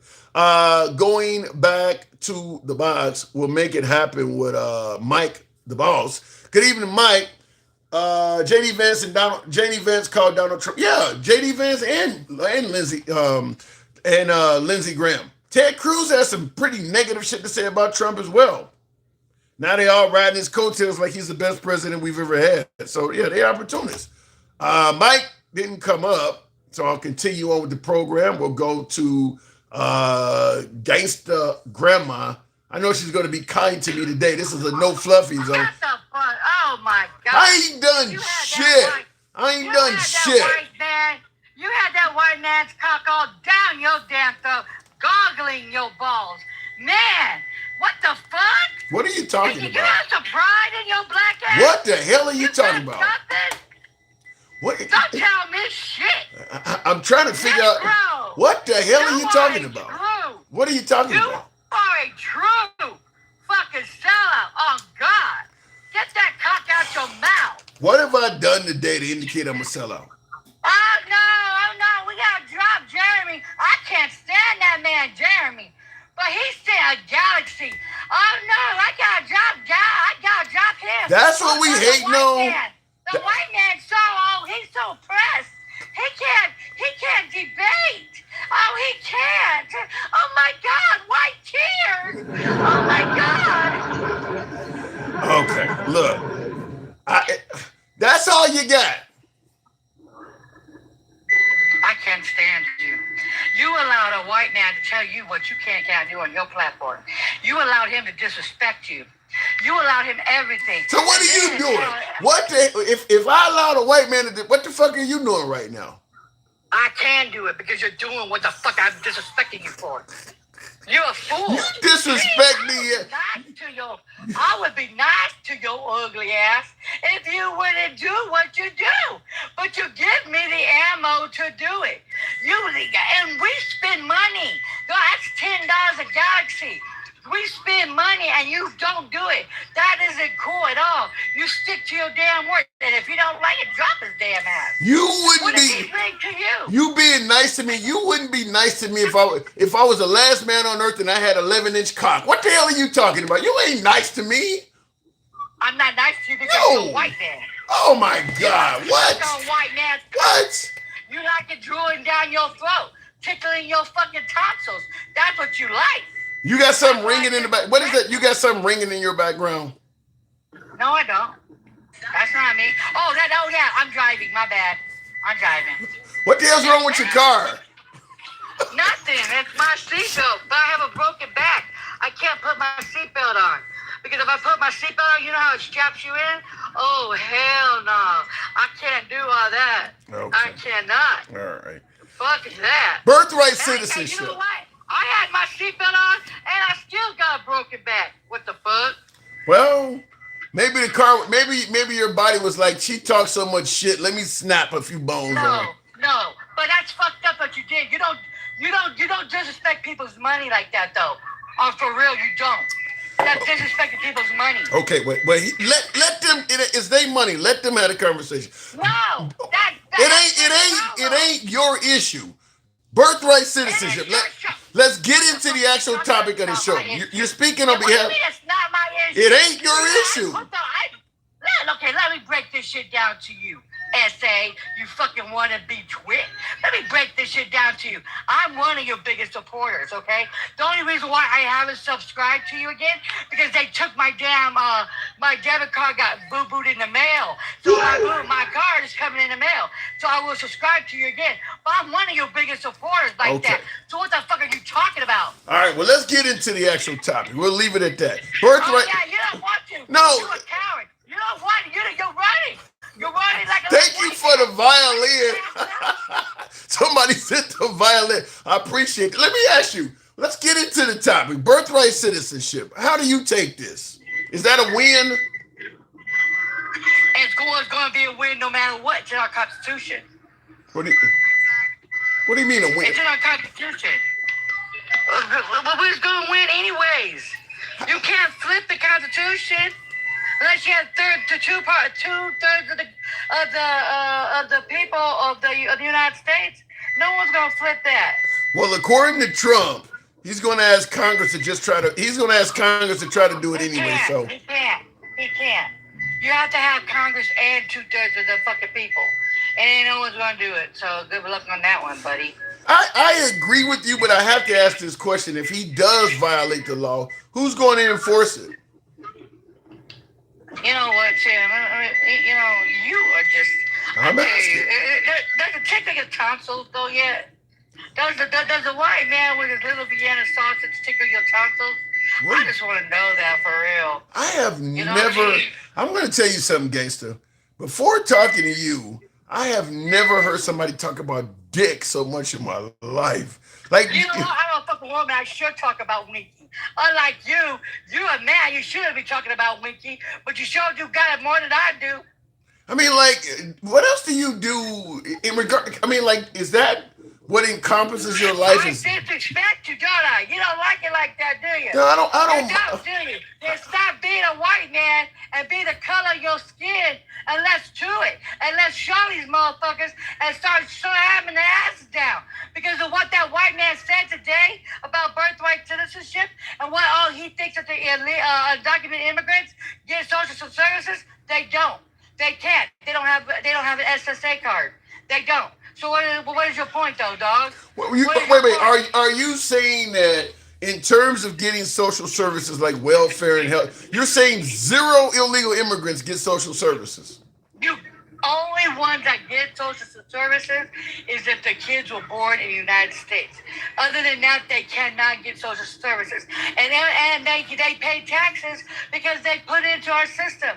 They put more into our system than if you. So every time you strip them out, we lose money. Okay. What are you talking about? I'm going to admit I'm ignorant on this, but in the comments, Yeah, you're very ignorant. but goddamn it, at least I'm willing to admit this shit. In the comments, Risky says they do. I know some of them. So somebody disagreeing with you. They don't. And they're lying. They don't. They don't get food stamps. That's federal. They don't get it like that. They don't. Because they don't have an SSA card. Like, what the fuck? The kids, if they are born in the United States from undocumented, yes, they could get it. What about... It's not them. In the comments, Arletha says counterfeit cards. What about that? They don't get no damn counterfeit. Yeah, oh my fucking God. These how stupid these motherfuckers are. That's why he likes the uneducated. That's why they have a database. They run you. That's why. They run you, you nut-nuts. I swear to God, you motherfuckers are the most dumbest, uneducated motherfuckers I ever did. I swear this education system failed you motherfuckers. On God, they failed you. And you know what, Tim? Yes, you ma'am. know what? And those are fucking your friends. Those are your fucking friends. What are you talking the ones about? that you be sucking cocks from. They are your friends, Tim. What are you getting Like, at? damn, fool. Wait, what are you Like, trying to fool, say? fool. What are you trying to say? What are you trying to say? Your fucking MAGA friends are uneducated. The fucking bobbleheads. They're the ones that will fuck their cousin and think that they the poppy. You feel what I'm saying? Okay, well, first, buddy, yeah. Robert Kennedy says she is such a liar. Let me make something clear to you. Okay, I'm such a liar. That's what Google it, bitch. That's what the viewer says. First of all maga are not dumb as you're trying to make them sound. Like plenty of them are. Yes, they are dumb. No, they're not. Yes, they're dumb. All of MAGA is dumb. You believe all of MAGA is dumb. Yes. That makes you sound dumb. That makes you sound dumb to say that. All of MAGA is dumb. You know who's the dumbest? It's you. When you run a fucking platform, you don't even know if an undocumented gets fucking tandem for shit. You know what's fucking dumb? Is that you like suck a cock and you allow them to come and disrespect you on your own damn platform. You know what's fucking dumb? You allow them to control your fucking money. That's what's fucking dumb, Tim. That's what's fucking dumb, Tim. And what? You a black man, you let the white man What is my That's skin dumb, color? man. What the hell does my skin color got to do with any of this shit? Oh my. You trying to make race out of something? You're supposed to be a strong black man. Know your fucking history. Why can't I just be a strong man? This fucking shit. Why can't I just be a strong man? Why I gotta be a strong black man? You know what you are strong of there, Tim? A saltine motherfucker. That is fucking damn so burnt out. You a burnt ass saltine, Chris. That's what the fuck you is. With the butt with a lot of fluff in it. Is there That's what the anything, fuck you is. gangster, is there anything in life you don't see race in? Nope, because this is all about race. What the fuck you was talking about? United States was built on fucking race. What the fuck are you talking about? So what, you get It's on, all built on race. you sound like The somebody. white man made race. So you call for an Uber and you complain that the driver ain't black. I mean, you just see race in everything. I don't fuck with Uber. I have my own car. I'm good on Uber. Because you know why? I don't trust. No, I'm good. No. And I see your comments. I do DoorDash. And I see your comments. Stick says it sounds like I'm not black. I'm OJ. I don't know what you're talking about, Stick, but gangster, I think You're a burnt ass saltine for real, Tim. Like, do you ever kick back in your underwear or your box, what the fuck you wear, and just like think, man, why do I let the white man disrespect me? You know what I mean? Like, what? You allowed that white man today to disrespect you, Tim. I think You really fucking did. I You believe allowed him to do that shit. I believe you have said 100 times more disrespectful shit than the guy you're talking I about. don't give a fuck. I'm not white. And I do it because of you. Tim, if you got some fucking balls like you should have balls, I got bigger balls than you, and my dicks are hanging up in my closet bigger than your shit is. If I have them bigger than you feel what I'm saying? That tells you something, Tim. That tells you something. I go square the fuck off on them. I square up with them. I don't back down. I throw facts in their face, Tim. I throw it in their face. I don't let them bombard me. You got dicks hanging up. Nice. You said I got dicks hanging in my closet. What are you, Juanita Dahmer? I do. Dicks hanging in your closet? I sure do. You know why? Because I got retired from them, man. So I had to hang them up for a while. But it does make sense now why you talk about dick so much. Every time you open the closet, you're looking at a dick, huh? Because I'm a mistress. I peg white tea men for a living. You know that? They my bitch. Yeah, I make grand in fucking 15 minutes. That's luck. Okay. Unfortunately, I may have to drop you. You got a real bad signal. now? Yeah, but you go ahead. Oh, I gotta go, Tim. I'll let you go, okay? All right, fair enough. Moving on with the program, Dick's hanging in her closet. Shout out to Juanita Dahmer. Tap the screen, hanging in. It says hanging in their front yard in the morning. It says B3. Oh, yikes! Tap the screen. Help your boy out with the hat and mustache. TikTok cap goes. I'm in the trenches today, as you can see. That wasn't easy, but when we operate on a free speech platform, some of the callers are not going to be easy. You guys know how the program is ran. We don't block, ban, or censor. We are MAGA friendly. Been that way since day one. Always shall be. Comments go left of Mom Donnie till I'm having dinner with Q. You can be critical of anybody on the program, including yours truly. So that's how we do it here. It's all about free speech. So tap the screen and get the likes on up to 70,000, if you will. We'll take the next caller and we'll go with the comments and help people out. The hat, mustache, TikTok cap goes. People bragging about how successful they are to unknown people in YouTube comments is hilarious. That does happen in here sometimes. I guess if you're black, you would be impressed, says Tobias. Impressed about what? Great job, Joe. You're a big boy. You made it. Anyway, tap the screen and looking in the comments real quick before we move on to the next caller. We'll take the next caller at 70,000. Okay, this lady is just trolling you. Let this crazy lady go, says Chris Magger. No, she ain't trolling. That's her. She's a frequent caller, a big supporter of the program. That is Gangsta Grandma. That is who she is. Somebody said can't hear you.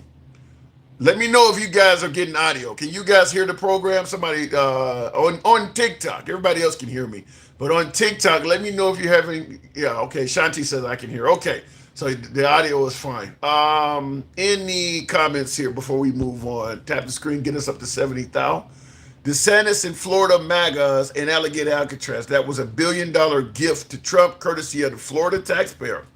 Federal government has not reimbursed the people of Florida. That is why it is closed. I didn't know that, Tammy, but it absolutely makes sense. That's crazy. So they paid, the citizens of Florida paid for Alligator Alcatraz. Wow. That's crazy. I mean, well, I guess they got a chance to laugh at a few immigrants, put in some deplorable conditions for a few months because they did close it. So I believe that, though. I actually do believe that it's paid for by the Florida taxpayers. Because I heard somebody else say that too. Have these people aren't worth a penny, worth a pygmy mule? I don't know what you're trying to say there. Tap the screen. Are we at 70,000? We'll take the next caller. Hello from England. Ross Werby, good evening to you. Shout out to your England, huh? 14A was a mistake. That's the 14th Amendment. We the Rebel says 14A was a mistake, top to bottom, allowed clowns like this lady to be a U.S. citizen. I don't think she was born else. I don't think I don't think that's how she got here, We the Rebel. You're saying that she was born to an illegal immigrant and got to enjoy the privilege of birthright citizenship. I don't believe that's accurate with Gangsta Grandma. But tap the screen in the comments. Now, the Supreme Court is legislating from the bench, just like the lower federal courts. We're talking, speaking of, that's what we're talking about, is birthright citizenship. There's two issues I have. Well, the other Supreme Court ruling is the preventing biological males from playing in women's sports. We're not going to cover that likely as much here because I don't think I'm going to have many guests on the left or the right that's going to disagree with that.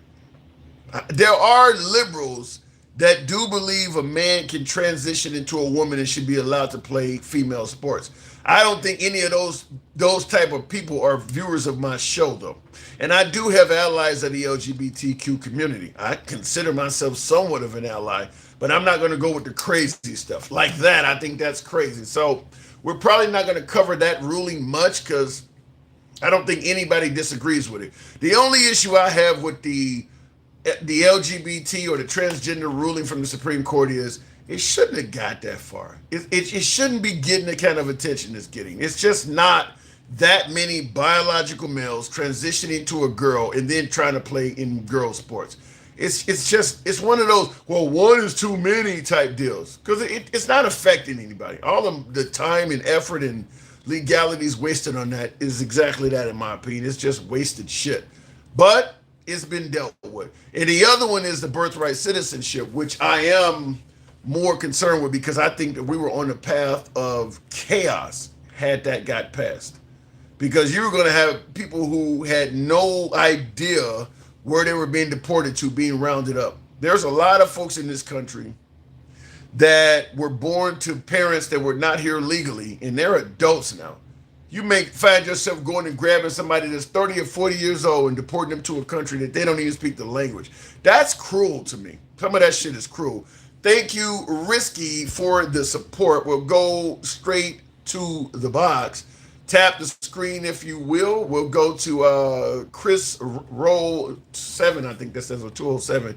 Good evening, welcome to the program. It wasn't retroactive.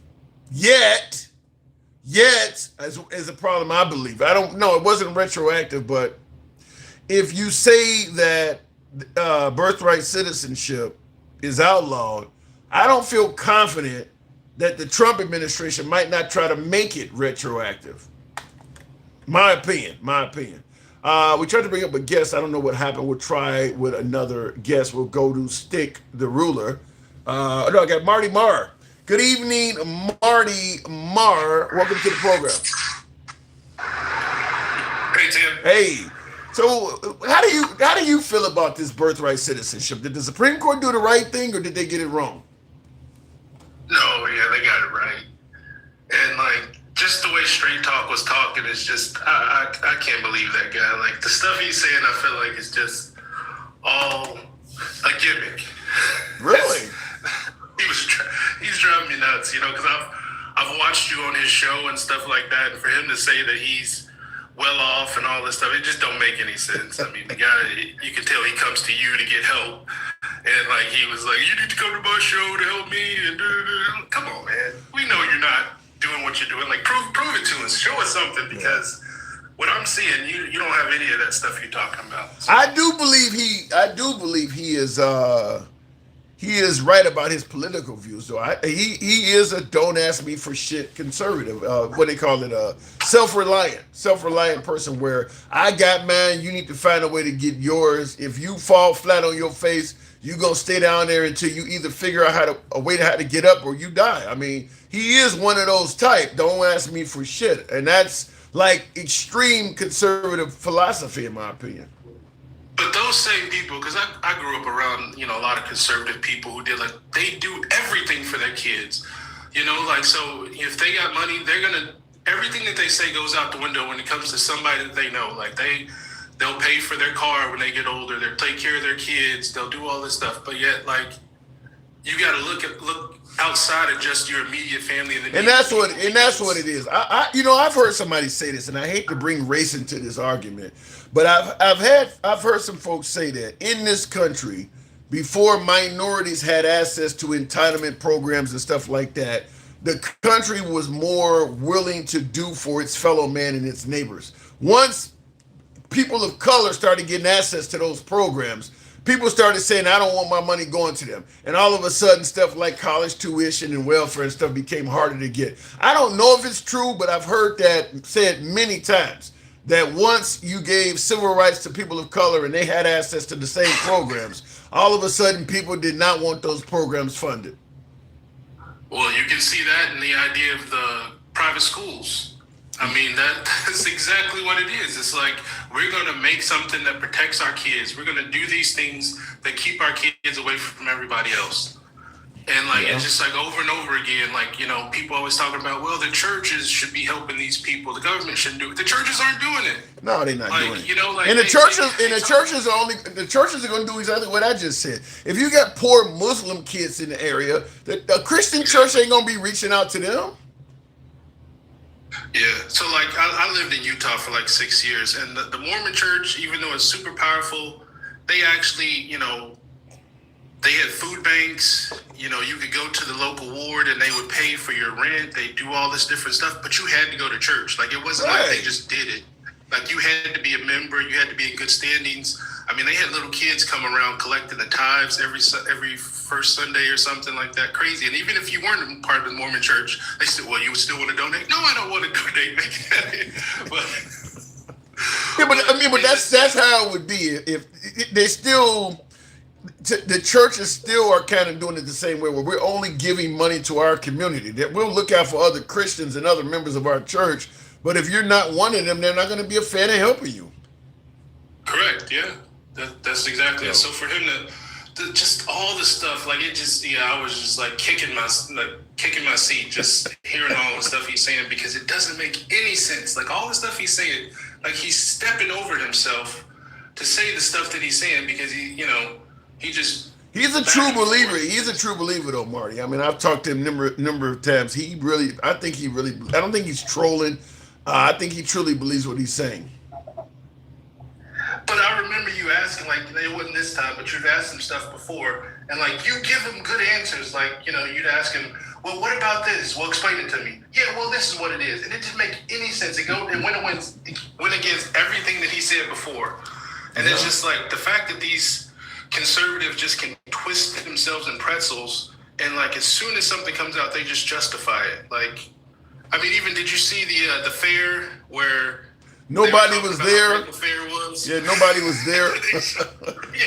And you got Jesse Waters on television and Greg Gutfeld on Fox trying to make it sound like it was packed. Yeah, I've seen that shit.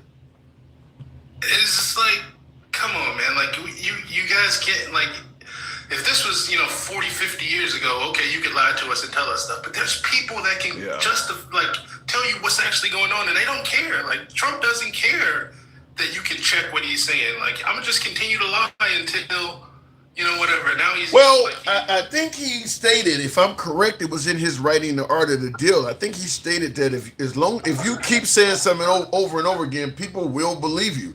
That's why if you notice when you watch Trump rallies, and I'm not saying everything he says is a lie, but there's plenty of stuff Trump says that comes with no evidence or proof. If you watch his rallies, and I've been to a couple of them, he says the same thing over and over again. Every time he talks, he's talking about the election was stolen, he says this, and people do believe in it. That was his motto. If you say it enough, people believe it. Have you watched his movie, the movie about him? No. With Cohen? Not Cohen, whoever his lawyer was, his dad's Michael lawyer. Cohen. Movie. Yeah, there's a movie that showed kind of how he started off. At the beginning, started off with him having trouble with the apartment situation where the rents, and he meets him, and the guy, that's exactly what he taught him. You just lie, and you never admit to anything, and you do whatever it takes to make people doubt themselves, and you just stick to it. He's a smart man. He's a smart man. It's worked well for him in business and now in politics. It's worked well. And that's why I disagree with anybody who says Trump is not smart. You don't get to his level by being dumb. I mean, I don't agree with what he's doing. I don't think what he's doing is morally honest, but it is working. And maybe in some people's eyes, that's all that matters. He is getting where he wants to go. Yeah, it's sad. I am really nervous about what's going to happen as we get closer to November and stuff like that, because I don't know how he's going to do it, but I just feel like there's going to be some crazy stuff that happens. Yeah. And if they get that, and that's what, and I agree with you, because the Save America Act is kind of also what I'm talking about today in regards to they're still holding up the House. Trying to, Trump is holding up legislation and stuff, trying to get the Save America Act passed. Do you think he's going to eventually get that passed? Because fact is, Trump generally gets what he wants. Do you think the Save America Act will be passed before the midterms? Well, there should, there's stipulations now. Like you said, he could just ignore them. But there should be I don't know what it's called, but there's a time frame where you can't pass something too close to an election that you can't fully put into effect. And there's no way you're going to be able to have all the structures put into effect, people that can verify birth certificates and stuff like that. I've worked elections before. The people that work elections are just regular people that aren't going to be able to do all this stuff. So, how are we going to actually verify this stuff? And there's not enough time. I mean, with less than 6 months. I mean, I don't know how they're going to be able, even if it does pass, which I don't think, it but will, that's the goal, Marty. Is not the goal is not to make sure there's enough people to verify and stuff like that. Chaos is the goal. So because if there is chaos, that leaves them room to solve the chaos, which means they can get rid of voters and people they don't like and let folks. They want to be in control of it. So if it's chaos, that gives them an excuse to step up and do what they want to do. They want the chaos. Yeah, that is true. Yeah, I guess I just hate that we've got to this point where up is down and left is right. You know, Sound like the beginning of a Contra game, huh? Oh no, Mortal Kombat. No, up, down, left, right, A, B, start. No, but I agree with you because I mentioned this at the beginning of the live that the midterms are only like 4 months and a few days away.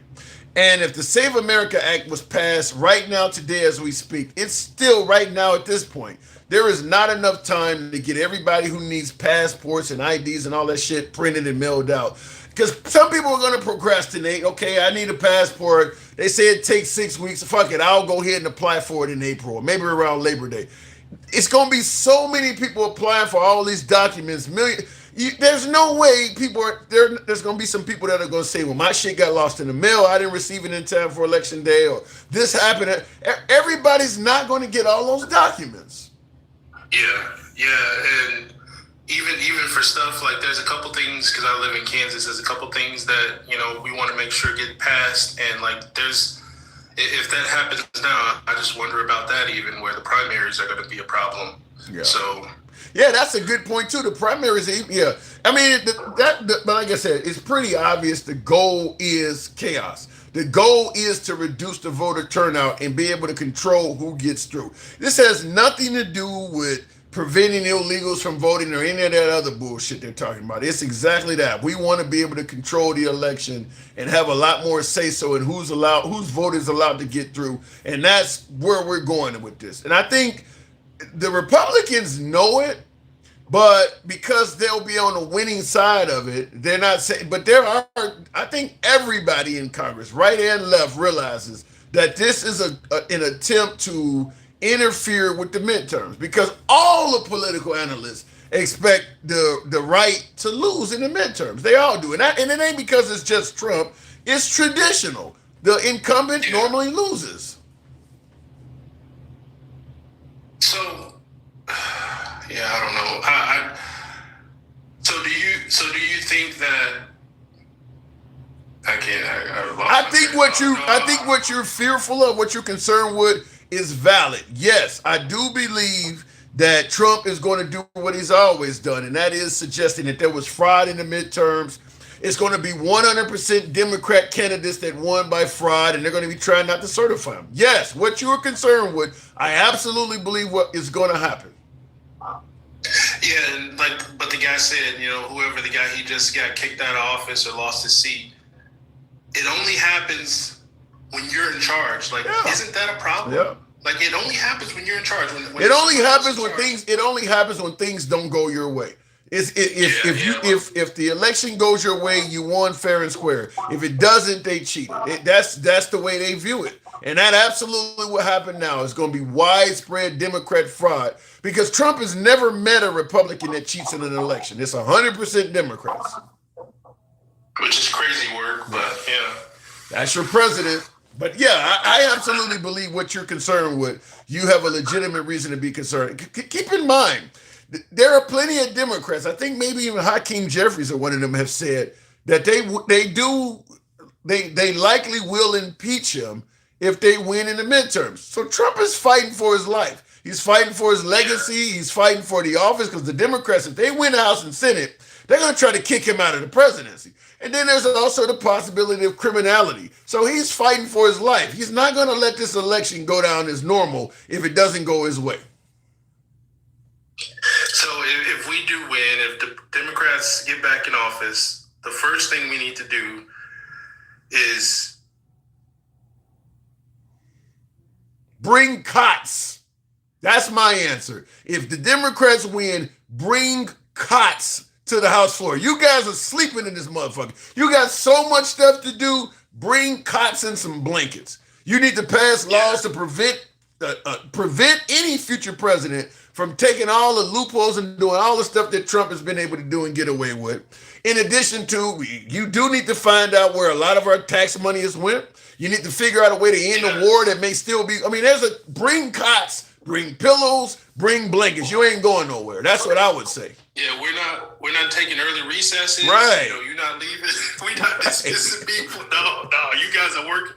That little 174 that you're complaining about, you're gonna make every penny of it because we need to get this figured out. Yeah, former Speaker of the House Johnson, which is what he would be at the time, he's giving you guys enough vacations to last for a lifetime. No more vacations until you get some real shit done. And bring cots, bring pillows, bring blankets. You're going to be here for a while. And bring some Snicker bars. You're not going anywhere for a while.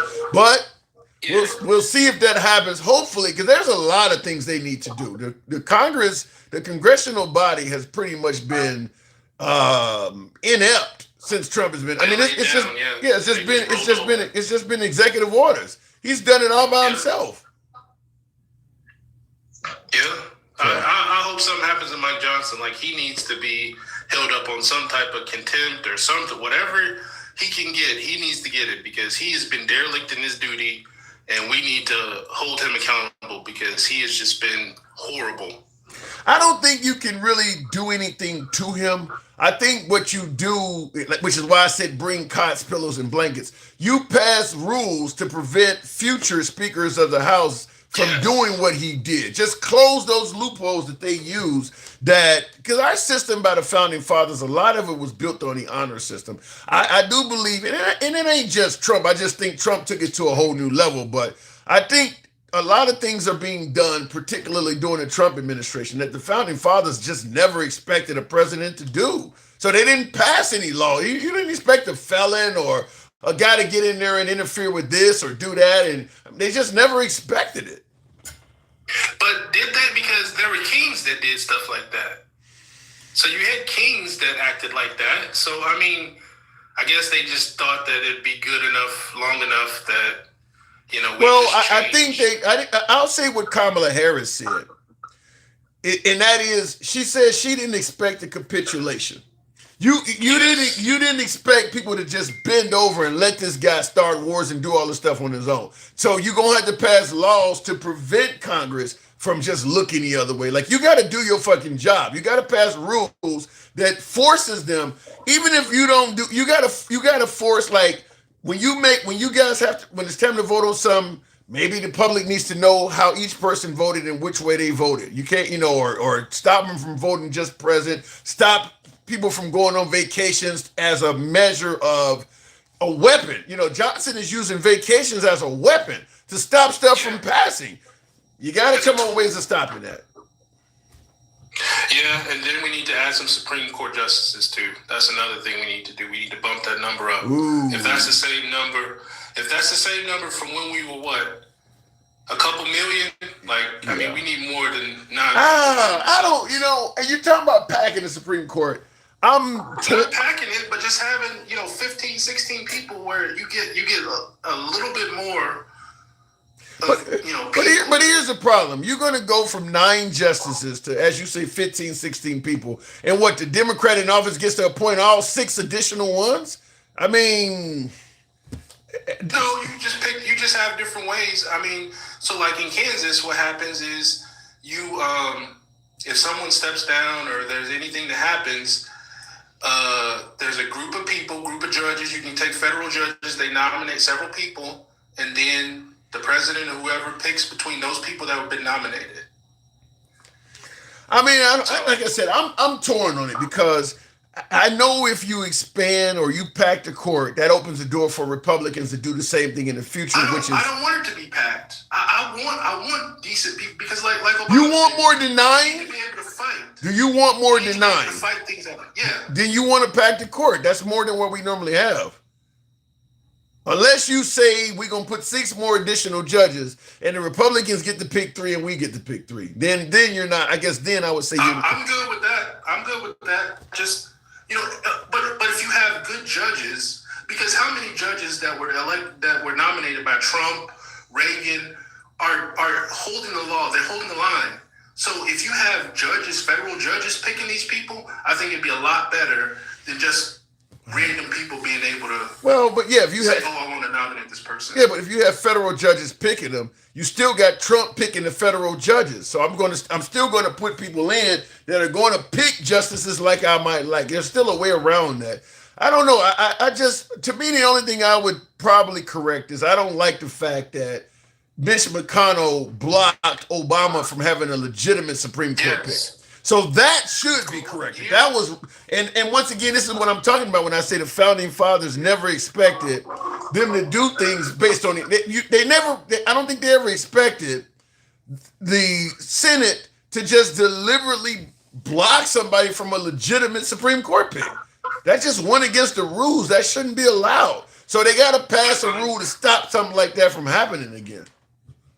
Like my mother used to say, dirty, dirty, dirty. Yeah. Because think of it this way. If the Democrats win the House and Senate, let's say the Democrats win the House and Senate. So that means they're going to be in control of the House and Senate for the rest of Trump's term. If Clarence Thomas or Alito passes away or gets sick or decides to step down, that means the Democrats in control of the Senate could do the same thing to Trump that Mitch McConnell did to Obama. Could prevent him from replacing Clarence Thomas or Alito. Just say, well, it's too close to the election, so we're not gonna hold the pick. That shouldn't be allowed. That should never have been allowed when Mitch McConnell did it. Yeah. So. Yeah, and I don't want to be the person who says, well, they did it, we can do it. I don't ever want to be that person. So, yeah, I mean, I get it. That's why I would say just add some people. It just seems like 9 is a small number to make all these decisions for the whole country. So you could have one Supreme Court justice per state. Yeah, that seems crazy. Yeah. See, that's where the issue becomes. I got to move it on, but I'm kind of with you on that. I mean, 9 is a small amount, and I just, to me, what happened to Obama is just, look, the Supreme Court is completely unbalanced right now. And we know one of those dudes don't supposed to be there. One of those dudes is actually there by, an immoral or wrong act. It should be 5-4, not 6-3, because one of those dudes should have been liberal. Because Obama should have had, Merrick Garland? That guy should be on the court. Yep. So you're right. So I'm okay with correcting it. I got to move it on, though, Marty. Appreciate you coming through. Thanks. See you too. Thank you. Good talk. Tap the screen and get us on up to 85,000. So like I said, I'm torn on packing the court. I don't want the Democrats to, like my last caller said, I don't want to be they did it, so let's do it too. But unfortunately, they did it. It's still going to be affecting us for God knows how long. So you may have to do something to correct it. It's kind of like the whole argument about, bringing up race again, the whole argument about reparations and shit like that. Modern day people, I didn't own no slaves, or you ain't a slave. Well, yeah, but what happened has an effect on today. So if the Democrats win the House and Senate, and they don't want to become they did this stuff, we don't want to, imitate bad behavior with more bad behavior. No, but that bad behavior is still affecting us today. That 6-3 majority is going to be affecting us for God knows how long, assuming Trump gets to replace Clarence Thomas and Alito. My guess is if the Democrats win the House and Senate and Trump is not able to interfere and prevent the Democrats from taking over, and I'm not sure the Democrats are going to win the Senate. I'm pretty certain they're going to win the House. But what I'm saying is my guess is if the Democrats end up winning both houses, Alito and Clarence Thomas, maybe even both of them, are probably going to retire. Because they know what ends up happening is that it's possible a Democrat may replace Trump, and then that leaves room open for 2 Democrat Supreme Court justices. Or what'll end up, like I said, retire, because if the Democrats win the midterms in November, those Republicans are still in power until January. That's when the actual changing of the guard takes place. That's when Alito and Clarence Thomas could step down and give Trump a chance to replace them with younger conservatives in that remaining 2 months of this year.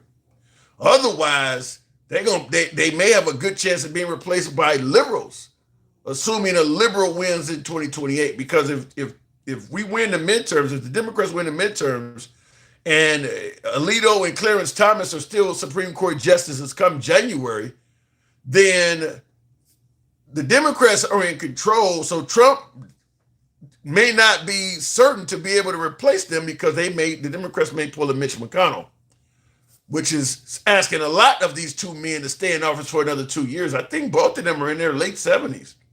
I think they're like 77 or 78 years old, Alito and Clarence Thomas. They're not young. They're not young. Is that a fair system? No, Billy White. None of this shit is fair. Certainly when you got people willing to push the envelope and use loopholes like Trump has done. And that just made it a lot less fairer when he started doing that stuff. Tap the screen, get us up to 85,000. I'll go back to the box. That wait time needs to be changed. I agree with you, Arnita. The election is in early November and the changing of the guard is in January. You're saying that wait time needs to be changed. That was created because back in the day when the president won in November, he had to travel the country by horseback, horse and carriage. And he would meet people in different towns along the way and shit like that. So they gave it a 2-month span before the actual inauguration. That obviously now you can get on a jet and be there tonight. There is no reason for that 2-month gap anymore. Perhaps that may be another thing they need to change. Certainly if Trump loses in the midterms and he does a lot of wild shit in the 2 months, that may be something the Democrats, if they win the House and Senate, need to work on. Get rid of that 2 months. Looking in the comments, we'll continue on with the program. We'll go to Stick, the ruler. Good evening, Stick. Welcome to the program. Hey, what's going on, Tim? Not much at all. What do I always say? Hanging around like Al Sharpton at a Klan meeting. So, birthright citizenship. They've been able to maintain it. Do you think the Supreme Court got it right? Yeah, they got it right. That was just something that he again. This is what I want you to know and everybody to know. Trump does things, and I believe people tell him, "Sir, this ain't gonna work. It ain't gonna happen." And he says, "Well, I can at least say I tried." He's one of them type of guys. Yeah. And guess what they're gonna do? Well, at least he tried. That's MAGA. They're gonna fall for the goddamn participation award. Participation trophy. And he's gonna accept it. Yeah. He's gonna accept it. You make good sense because every time I bring up when we're having these debates about Biden and Trump, and I bring up all of Trump's campaign promises that he failed on, like ending the war in 24 hours and stuff like that. You are correct. That's the first thing they say is, well, he did try. I mean, I often counter with exactly what you said. So what, he gets a participation trophy? He didn't succeed. He says he's going to lower your grocery prices on day one and all that stuff. Well, he did try. He didn't succeed. So it doesn't matter that he tried. So, and real quick in the comments, Me Too says if Democrats win, Jim Jeffries and Schumer are just going to say we need to move on from Trump and come together. They won't hold Trump accountable. What do you think about that? Because I actually think that might be valid. He said if the Democrats win in the House and Senate, Speaker of the House Jeffries and Chuck Schumer are going to just say, we need to just move on from Trump and come together. They won't go after Trump for anything. Do you think that's the right thing to do for unity's sake? Yes and no. But the thing of it is, I would say more than trying to go after Trump, it wouldn't be about Trump at all. It would be more about fuck him. We're gonna actually erase his ass from history. We're gonna undo every fucking executive order he's ever done in one foul swoop. All of them shits canceled. Well, but you know how Trump is going to word it. Anything you do, Trump is going to say they're targeting me specifically. I could give a damn how. The whole thing of it is how you get Trump is you remove them names. You make sure that $250 bill don't never get come to fruition. You make sure that you just wipe all his shit out. So you're trying to make him go silently like Richard Nixon. Just remove him from the history books, so to speak, or No, weaken the legacy that he's trying to build. Number one, my focus is really on the country. It's not on Trump. But by removing the shit from his name from certain things that he predominantly wants his name every fucking where, just take all that shit off and then remove every fucking EO he ever did. We good. We back getting how we supposed to get. They can do some other things with the Supreme Court in the sense of maybe it's not a lifetime fucking whatever. Maybe they need report cards. Every executive order Trump has did isn't bad. I don't know if you want to remove all of them. Man, get rid of every fucking thing you can. Remove his name like the king did. I mean, the Pharaoh did for fucking Moses. Strip his name off of every goddamn thing. You're gonna piss off some MAGA stick. You're gonna piss off a lot of good MAGA doing that. Listen, at this point, y'all work for me. Who gives a damn? Shut the fuck up.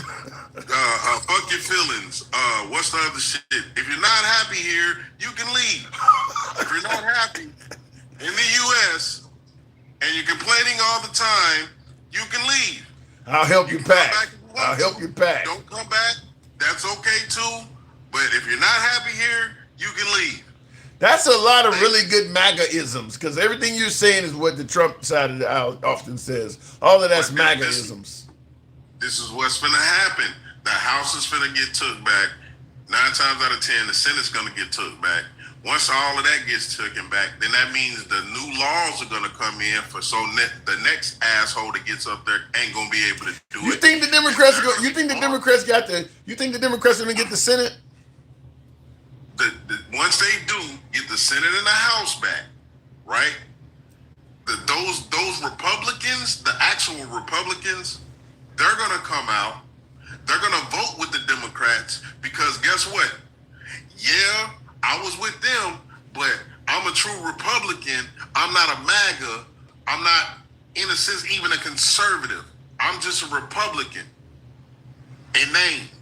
Like they call them rhinos. Mm-hmm. The real Republicans that are called the rhinos, they finna revert back and say, look, I want my fucking country back too. I'm tired. I don't know if they can. I don't know if the traditional. I don't know if they can. Watch what I tell you. There's gonna be more McCain's, more Cheneys. There's gonna be more people just like that come out of the woodwork because now it's gonna be more of the people that can actually do something now, that are willing to push back on the president, that are willing to do those laws that they come up with. They're gonna be like, yeah, that's a good idea because guess what? Now what we did to you, you can't do to us because there's laws in place now. So yes, they're gonna fucking do it. They're gonna get on that side because guess what? I don't want to get fucked up. I want to be part of making the law that you can't fuck us up. Yeah. I want to be part of that. The reason why I'm saying it, and by the way, folks, help your boy out with the hat, mustache, TikTok, cap, goals. I got to solicit that. I don't know if I totally agree because I think what Trump has done to the traditional Republican Party has pretty much it just literally trashed it. I mean, I think the MAGA Party is here to stay. I think that the Republican Party is going to be pursuing MAGA-like candidates, at least for the next few elections. I don't think traditional Republicans stand a chance.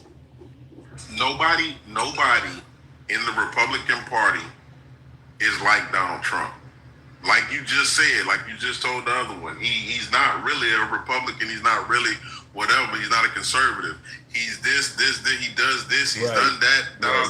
None of this lines up with their beliefs. So he's not really was a Christian. He just became a new Catholic. Like, it's just a whole bunch of stuff that's going on with Donald Trump that ain't none of the things line up. None of it. How does he get that? You raise a good point because I'm listening to Trump today. In one of his clips, he's calling Democrats godless and saying Democrats don't believe in God. Like, you're not known to be religious your own damn self. In fact, he's actually on video saying that I've never asked God for forgiveness and all kinds of shit. And what I'm asking you is, how does he get to the level where MAGA just buys into that stuff? Because MAGA do believe that Trump has a close tie to God and the deity. I was in line at a rally and somebody even told me, how do you get that kind of power? Because you the devil himself. God has already told What? listen, God What? has already told the real Christians, don't put nobody before me.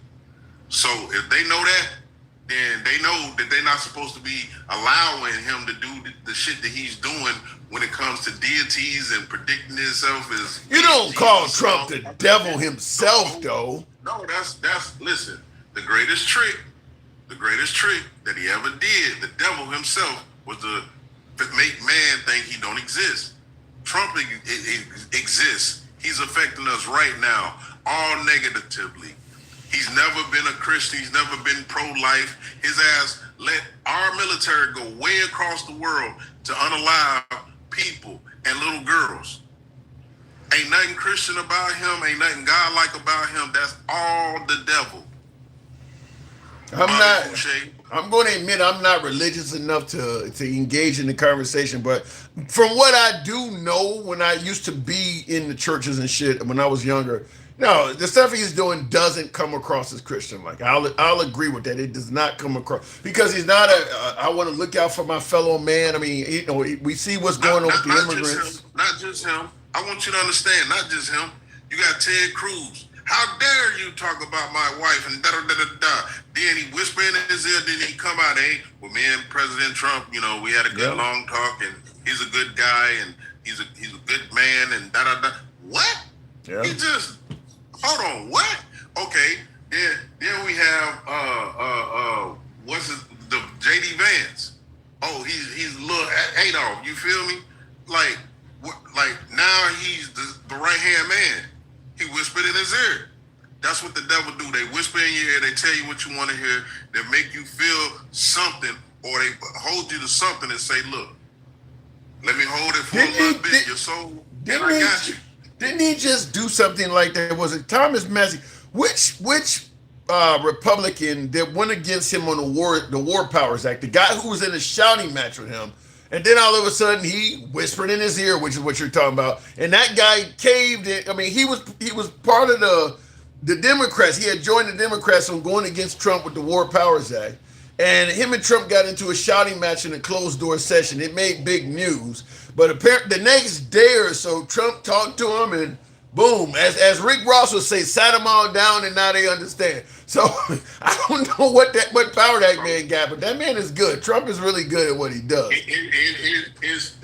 Okay, so right now, I don't know if you ever seen it. It's a series out. It's called The Boys.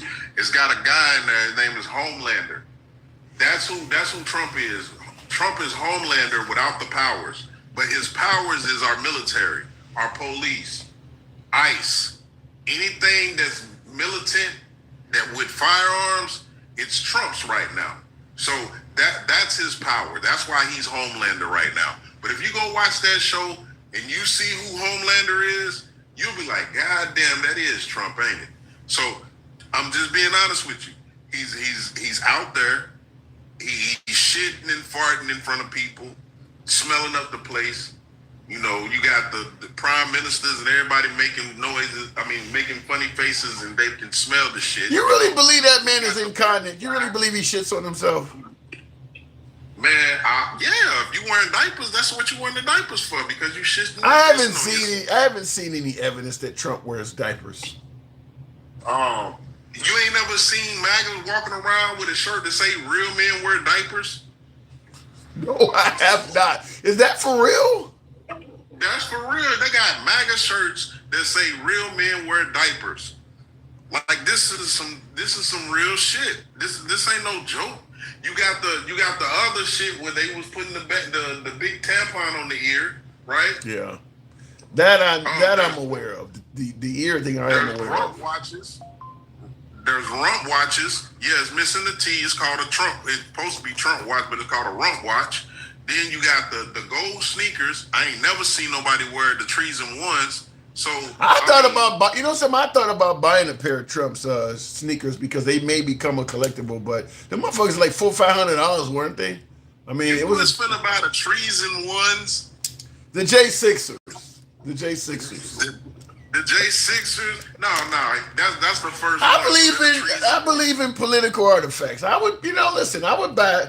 But the problem with Trump, the issue is, for something to be a collector's item, you don't want a lot of them out there, and he's selling so much shit that it's impossible for all that stuff to be a collector's item. He's selling way too much stuff. So once he started selling everything, I'm like, do you want a Bible? Do you want to let a steak get rotten and buy a fucking rotten steak? What else is he selling? Cologne. He was selling cologne. I mean, he's selling too many things. Shirts, coins, hats. Yeah, coins. Yeah, phones. Man. Trump phones. It's too much stuff. So again, being that he got all of that stuff that he can sell with his name on it, we need to strip him from every government building, from every library. He don't even need a library. He's not gonna give us that jet. He's not gonna give us a piece of that jet to put in the library. He gonna fly around the world on that bit, and 9 times out of 10, because he's ex-president, they're gonna probably allow his ass to keep all. Not if they lose, but see, this is where the midterms come in. If Congress becomes Democrat and Senate becomes Democrat, he can't control that. He can't take over a jet by executive order. They'll take that from him. Well, we'll see, because again, it's going to his library, so-called library. Yeah. He gonna say, "Oh, I built a library inside of the jet." And when it lands, people can walk through it. I wonder, but at the same time, also, can Congress control? Because Congress controls the purse strings. They always say, can Congress control how much money the taxpayers put on his library? I mean, so because Obama's library costs $850 million or something like that. Is that guaranteed for Trump, or can Congress lower that shit? Well, it's like this. How much of that $200 million that he so-called gathered from private donors, how much of that is actually going towards rebuilding the damn Is all of it, or is any of it, or is just the taxpayers paying all of it now? And you won't know that stuff, and you won't know it. And that's going to be probably one of the biggest things people are going to want to know is, where did the money go? Once you get a Democrat administration and you can really audit stuff like how much money did Trump make as president? You're not going to get a real answer to that until you get some Democrats in there. How much money did he spend of ours on the war, on the tribunal arch, or on the reflective pool? You can't necessarily trust the numbers that the leader that's doing it are giving you. But once you get the other side in there, they're going to give you far more accurate numbers, because a lot of the things that Trump is spending money on, he's getting these projects done by people who are allied with him. So there's a lot of room to skim and hide and not tell the truth. Like the reflective pool, that dude is a Trump donor. And if you ever seen that dude, he looked like a circus act. This is the weirdest looking dude ever. Like, how the hell did he get a no-bid contract on a fucking pool? That wasn't an emergency. We didn't need that quick.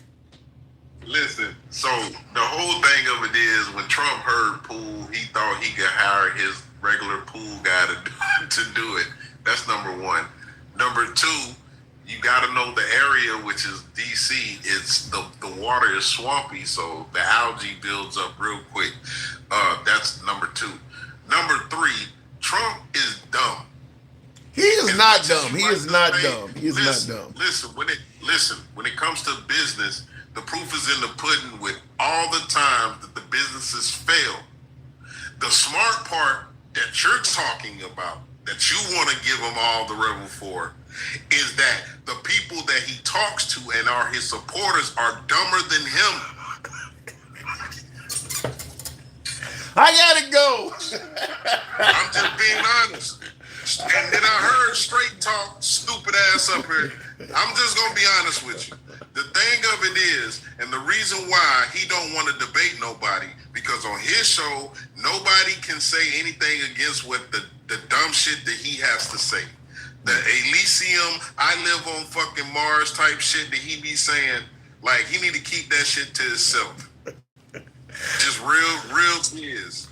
You got me, Stick. I got to move it on. I give you a straight W for this conversation. I appreciate you coming on, man. Sir. Thank you. All Good right, fucking talk. Good talk. Tap the screen. Get the lights on up. Stick the ruler, everybody. Get the lights on up to 95. That was a good conversation with Stick. By the way, help your boy out with the hat mustache TikTok cap goes. God damn it, I gotta solicit. It's very, very, very few here. Nowhere near that. You don't plaster over fungus. Well, what I was going to say is this. Remember during the Iraq War, Dick Cheney took all of the smoke for the, and thank you C. Osby for the TikTok cap. All of the smoke went to Dick Cheney for the no bid Halliburton contract. Anytime there's no bid contracts, chances are somebody is benefiting from that. And Bryce, thank you for the hat and mustache. Yeah! Anytime a politician is giving out a no bid contract, there's a lot of room to skim off the top and do shifty type shit.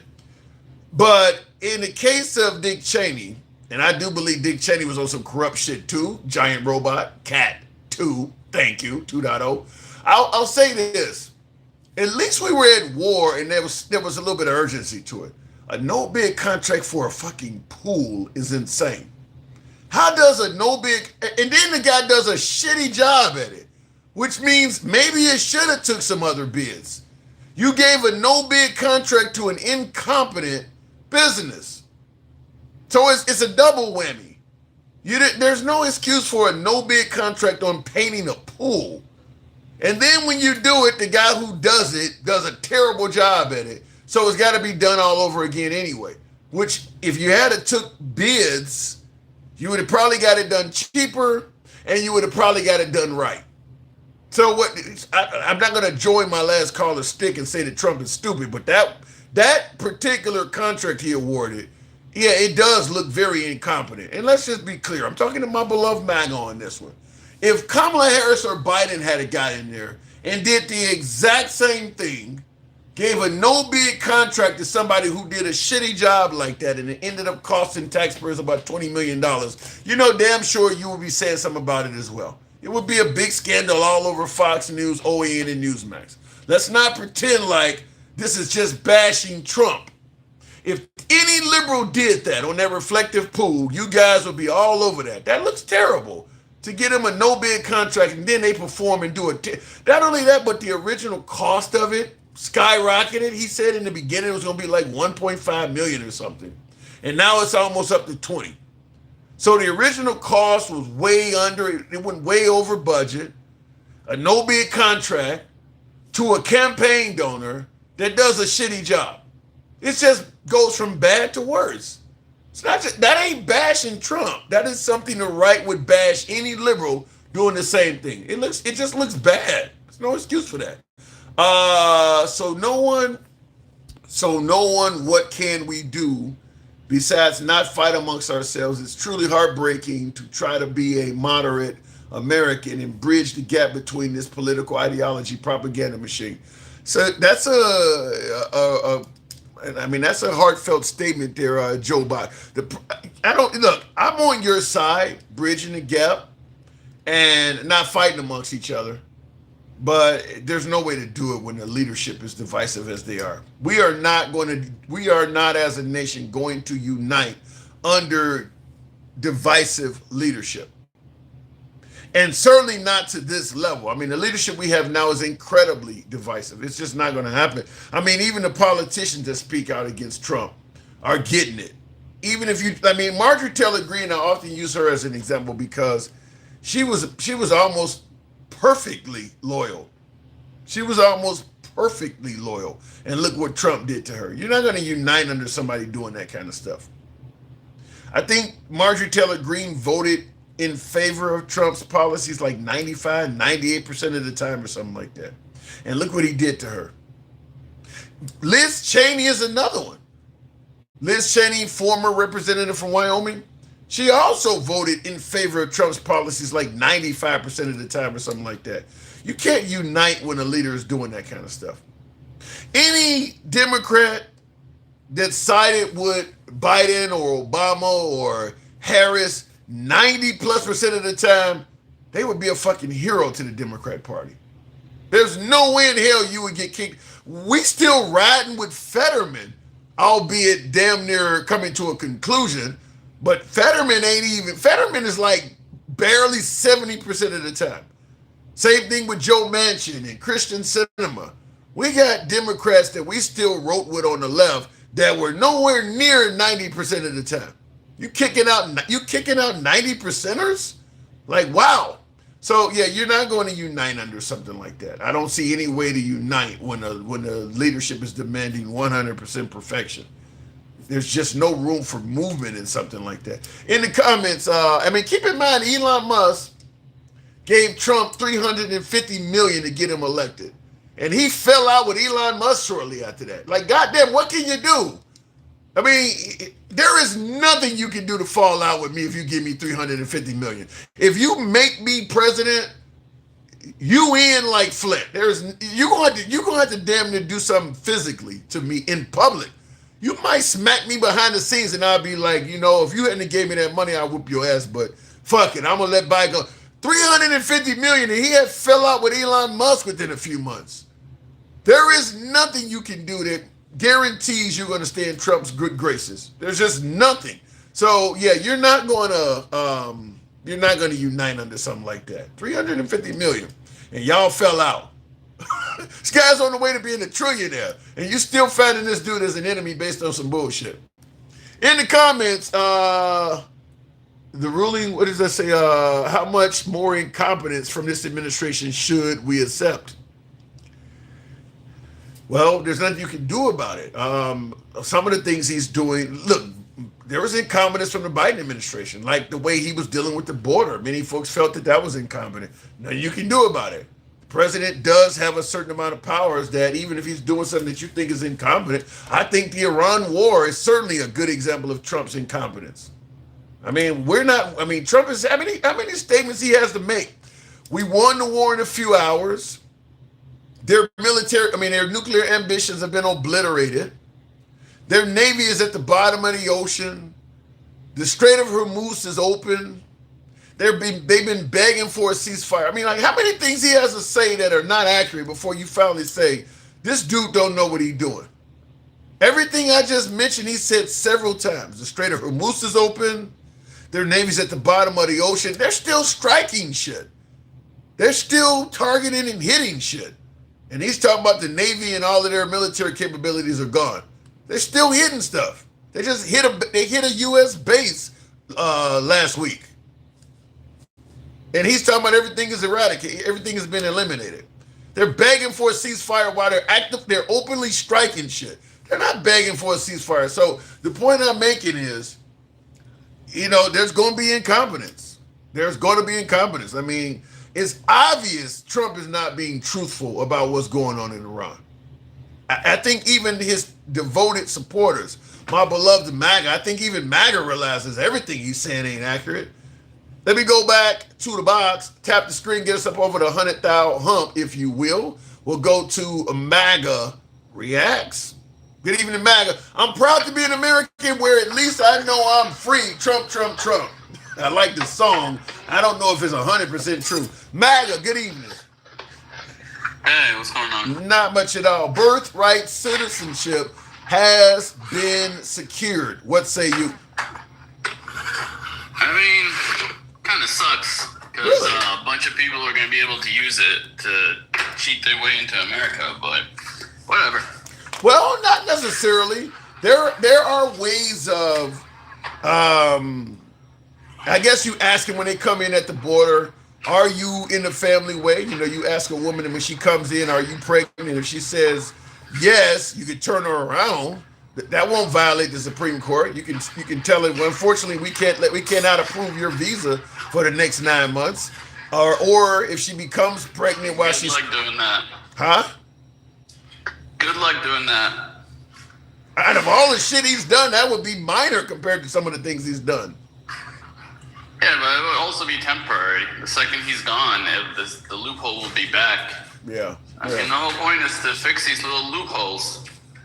And, it's kind of funny how you also keep bringing up, slavery. Because, I see illegal immigrants as, modern day slaves.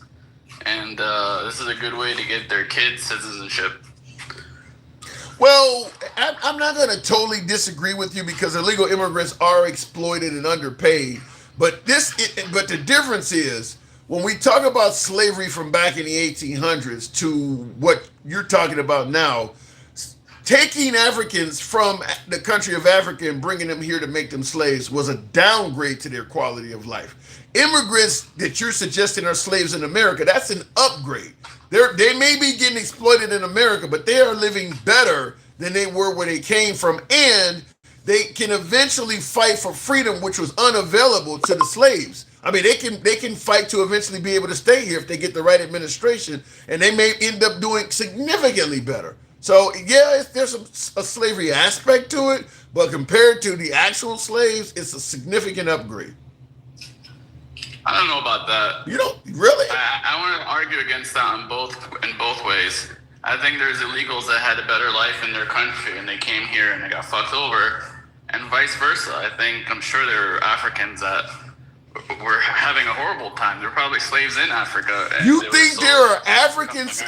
You think there are African slaves that came here during the slave trade in the 1800s, and that was an improvement to their life?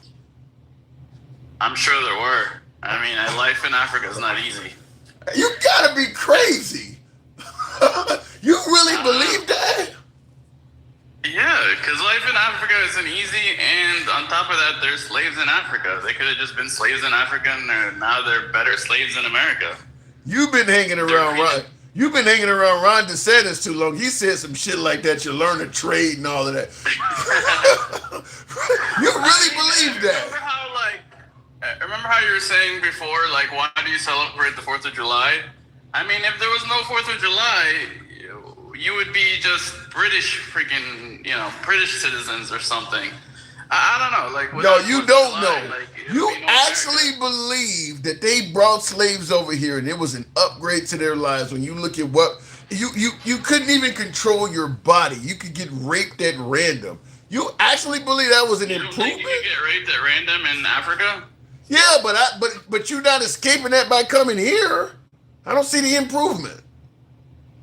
I think if you're coming from a lawless, like, uncivilized place like Africa was at the time to another lawless, you were leaving a lawless, I can see a definite improvement for some people. You're leaving a lawless, uncivilized place.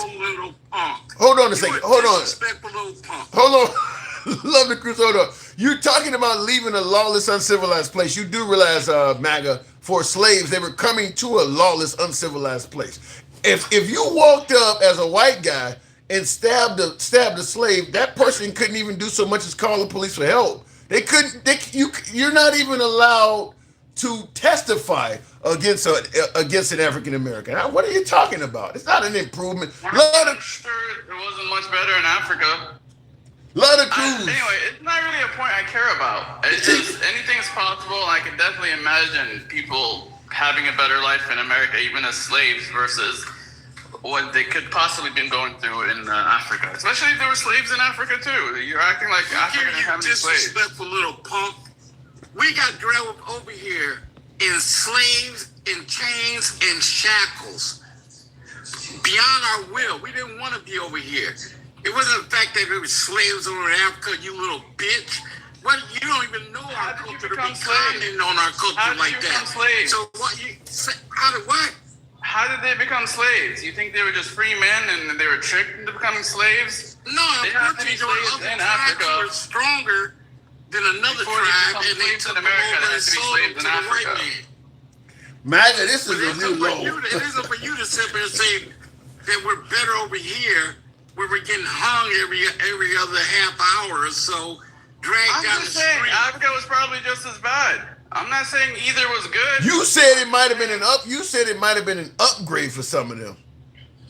Of course, I'm sure some people were even worse off in Africa. I mean, you couldn't even have a child in America without a guarantee that they may not take your child and sell it off the day it's born. But there were a lot of Africans that were freed once they came to America after a while. What are you talking about? Slaves that became free in America. You are out your damn mind. Did they?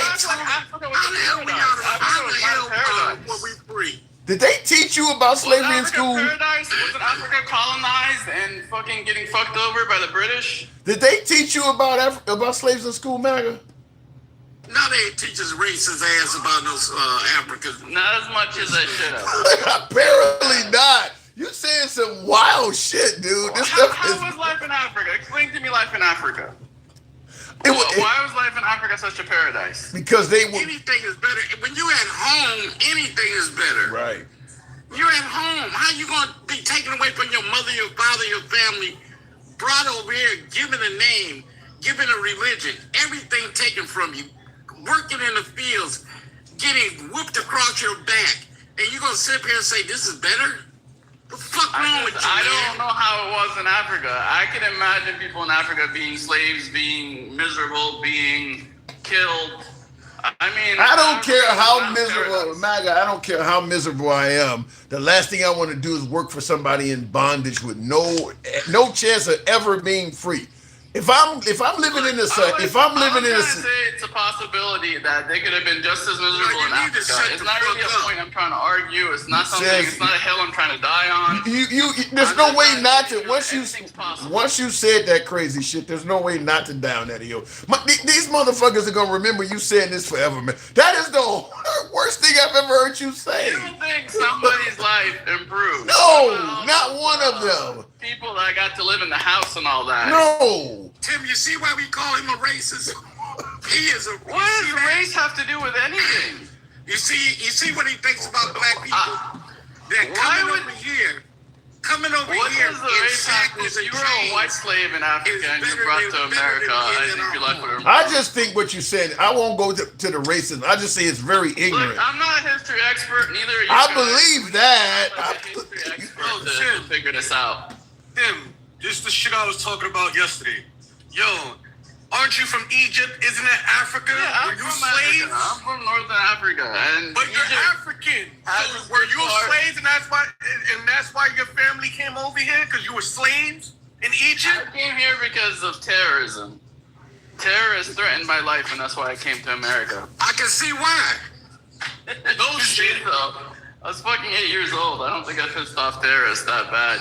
No, they don't like successful Christians. Well, wait. You said I'm 8. Hold on. You said MAGA. You just said I'm 8 years old. I don't think I pissed off terrorists that bad. That's the point. They were treating 8-year-olds like shit here. Even an 8-year-old, when they brought you here as a slave, they would work you to the bone, maybe even have sex with you as an Yeah, but 8-year-old. What makes you think that they weren't being worked to the bone in Africa? What makes you think Africa was so much You better for tell us. these You're people? from Africa. I'm from a whole different part of Africa. That's I'm from Africa. Actually, I was there in the 90s. I'm from the 90s Africa. MAGA, if Africa had a history of doing that to them, you would know about it. Just like we know about cross amputations and shit in the Congo and Rwanda. If they had a history of doing all of the same shit that whites were doing to them here back then, you would know about it. Because the white people would tell you to defend themselves. That's what they try to do. That's what they try to do today. Well, you know it was over there too. You know your people sold you into slavery. They would be telling you about it. All I have to do is go upstairs and spend like 2 It minutes. didn't happen. It didn't happen. Doesn't that They say show you Africa that has no Moses? slavery. that Africa was Moses a paradise. freed the All these people were slaves in stolen from fucking paradise. What I'm saying is ain't nobody came to America as a slave and that was an improvement to their life. You didn't even know if you were going to survive the voyage. I mean, there's not an improvement in that anywhere. Okay, I'm not saying their life as a slave was good. I'm just saying their life in Africa would be just as bad. I can't believe you said this, man. I just can't. Does Africa have slaves, yes or no? Yeah, they did. So you think being a slave in Africa was better than being a slave in America? Yes, I do. Absolutely. Why? Why would being a slave in Africa be any better? Well, first of all, they hate you because your skin color over here. So that's gonna add on to the bad treatment. It's because they think you're diseased and all kinds of other crazy shit. So I believe that there is a light at the end of the tunnel in many other kids. When you came over here, there is no light at the end of the tunnel. You are going to be a slave until you die. That's it. You're gonna do this until you die. Tim, this is what I was talking about. He's just Again, I don't know enough to debate you, but let me do some like 5 minutes of research. You should have done that before making that crazy ass statement. And when I It was told just you a yesterday, random like, comment. That's a horrible comment. I'm sure there's like immigrants today that had a better life in their home country. Let me give you an example of what your comment kind of sounds like. That would be the akin of somebody who was a fan of Epstein saying, "Well, because he gave these girls a lot of gifts, they were better off with Epstein. They came from some poor neighborhood. At least he gave them a bunch of gifts, and they got to see parts of the world." That's what you sound like. That's what you sound like. If they're being molested before, I think Epstein's probably the better molester. he's just going to say the opposite. Oh man, you know I'm joking, right? No, they don't know that. No, they don't know you're joking. Come on, that's funny. If you're being molested at home, wouldn't you rather be molested by a billionaire?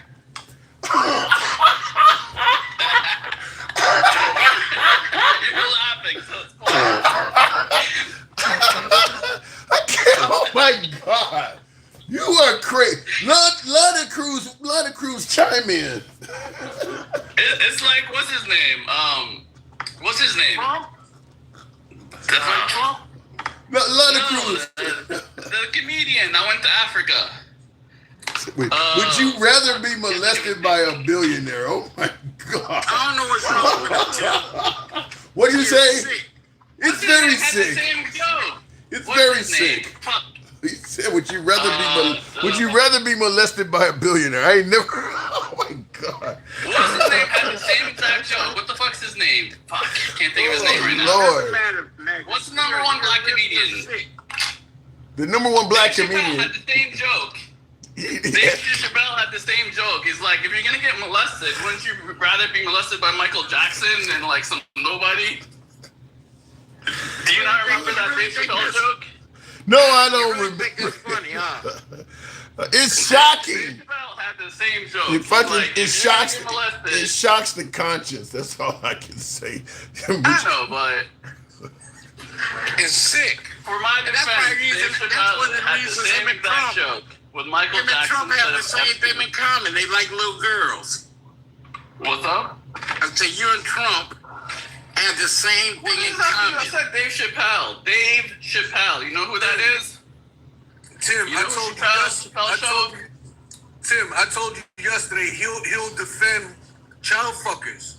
Yeah. I said, yo, if I I'm bring not up defending anybody. just to I'm say the just telling you a opposite, joke that if Dave a joke Chappelle will said. fuck little kids, would you go for it? Would you defend it? What he's doing right now, he's throwing jokes about it. Like, yeah, you know, well, if it's a billionaire, he can play with the asshole. Like, you rock with it. I did not fucking say that. I said You did say that. You did just say that. Man, what are you talking about? At least with a billionaire, you can sue him and get some money. If you get molested by someone who's broke, you're not gonna get You shit. just out of it. how far you trying to reach China? How far down do you want to dig with this shit? No, he's trolling now. He's trolling. He I'm gotta not be. fucking trolling. I'm taking jokes. I'm trying to be funny It's here. not funny. You're It's joking not about funny, man. you're joking It about is funny slavery, 'cause No, it's fucking- not funny. but you are What's joking funny about. when grown-ass men rape little girls. There's nothing funny about that. And Well, if you tell were that the to Dave pervert Chappelle. that you are, you understand that's not Tell funny. that to Dave Chappelle. Don't fucking be yelling at me. Go tell that to Dave Chappelle. Just because Dave Chappelle said it, don't mean for you to repeat some dumbass shit. Yeah, you are Why? joking. You're joking about It's not you're particularly joking black about joke. you're joking Why about can't I repeat you're that joking joke? about Why slavery and did Dave Chappelle say it pedophilia. and I can't. Yeah, you're joking about slavery and pedophilia. So obviously that's not going to be funny to everybody. I mean that's pretty. Well, no, I'm not. I didn't make a joke about slavery. I'm sure there was life for a slave in Africa was just as bad as life as a slave You in don't have America. no black friends, Tim. Because he I wouldn't have say nothing but black friends, so you don't were even lying worry because about they that. beat your ass. You lying. You don't have no black friends, man. They I will have fuck you so up, many. man. You have no idea, but Well, he may not be saying this in front of him because this wouldn't go well, Mac. I'm telling you, telling people that. I don't know. I've said some shit. No, you They're haven't. my friends. They know me. You guys they will either say don't things. know me or just you just want me to be fucking. And check that You shit. just, I mean, indicating that blacks may have improved their lives by coming here as slaves. That obviously that was not the goal of any slave master to bring him. I mean, everything I from didn't say all that. You're putting words in my mouth. I just said some of them probably had it bad in Africa too. You said it. They wanted to move. I didn't say any of that shit. I can't imagine. If you were to come over here and be slaves, and it might be in Africa over there, being a slave over there. Yeah, I'm sure there are people that were treated just as bad in Africa as they were here. There's fucking monsters everywhere. No. What makes Africa so special that the slaves? Well, here's one.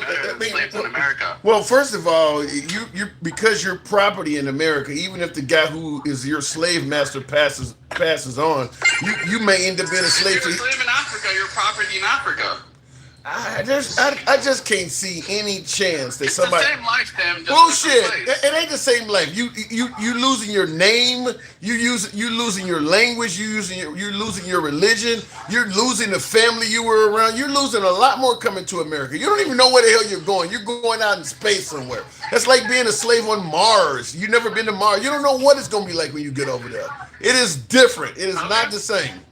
All right, I'm sure it was different. I'm sure people were being treated like shit in Africa, just like they're treated like shit in America. I mean, I didn't say America was better or anything. I'm just saying their life could have been just as bad in Africa. I mean, just same with the illegal immigrants. Their life could have been better in their home country. They came here thinking it was going to be better, and they ended up getting screwed. just the fact that you're chained in the bottom of a fucking boat. And you guys are shitting and pissing on top of each other for 9 straight months down there. There ain't nothing in Africa that bad. They got you in the bottom of a boat. I'm sure people are getting seasick and all that. You're down there for most of that voyage, which is months. And you're barely eating whatever they bring down. You're chained up. People died on that voyage. So maybe the guy that you're chained next to is dead. I mean, that's what ain't nothing they dealing with in Africa worse than that. Well, let me look it up. I'm Googling it. You don't need to look that up. I mean, just that voyage alone is enough to scar somebody for the rest of their fucking life.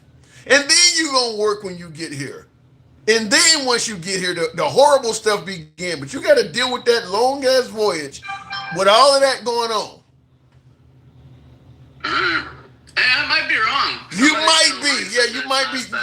You might just be a little bit wrong. Just a little bit. I'm not a historian. I'm just saying there's a possibility. Oh. That's all I said. There's a possibility. No, it's a probability you're wrong, not a possibility. No, there's a possibility of both. And yes, the possibility that people had a worse life in Africa than they did here in America, and vice versa. And yes, Dencal, he did say slaves are better. In the comments, Me Too says, is MAGA Reacts aware he is better? I said just as bad. He said, is MAGA Reacts aware he is a literal immigrant? Says Me Too on YouTube. He says, are you aware you are an immigrant yourself? Yeah, that's why I know. A lot of immigrants come here thinking it's going to be better, but not everybody gets a better life. Some people. Tim, I still got that 100. I still got that 100 we could collect to see if he walks out of ICE. I'm not afraid of ICE. I'll go to ICE. The Metaglass. What do you want to say to ICE when I get there? What do I have to say to ICE? Make it, you got some bread. He trying to get you. He trying to get you deported. I'll go say hi to ICE. I'm not scared. I got citizenship. I'll go say hi to them. The Supreme Court gave you a break. I wish they rescind that. Listen, I got citizenship. Right citizen. I wasn't born here. What the fuck are you talking about? Let's shoot those dice. I fucking got my citizenship the hard way. Not really. I'm just gonna say this. I'm gonna say this, MAGA. I got citizenship obviously as well. I was born and raised. I don't trust ICE. I don't trust that if I go to them, they gonna follow the rules. But you like, I don't mind going to them. No, I don't trust that they gonna do what they legally supposed to do. I don't trust that organization. I trust them. Fuck that. I'll go over there. I'll go take a trip to them and say hi and what's up and everything. I gotta find out their offices. Start the pot. The real reason I came up here was, you guys keep bitching about the Supreme Court, yet they keep voting against Trump. I mean, if they're so conservative that everything they do is so conservative, why do they keep voting against what Trump wants? You lost. Breaks the law a lot. You lost. Yeah, exactly. You lost me at immunity, man. But even when it has nothing to do with that. They never vote the way we want. The liberals in the always vote the Constitution. leftist way. The conservative ones, they just fucking go with whatever. They voted It's to in the give. They voted to Constitution, and give they him. made him listen to it. They voted to give him immunity. So they, to me, from that point on, I don't want to hear that they don't vote with him. They gave him immunity. You're saying that they're his puppets, but they're not because they vote against him all It's the time. clearly in the Constitution, and they actually had to sit down and listen to it just to give him a chance to be like, yo, we listened to you, we really don't want to, and they voted against him. But they wouldn't even listen to it. Why would they even listen to it? It's in the Constitution. I'm not talking about birthright, just birthright. I'm talking about everything. There was like 6 things in front of them. They only went Trump's way twice. Out of 6 things, they only voted his way twice. It's because MAGA, he doesn't never have a case. Same thing with the voter fraud.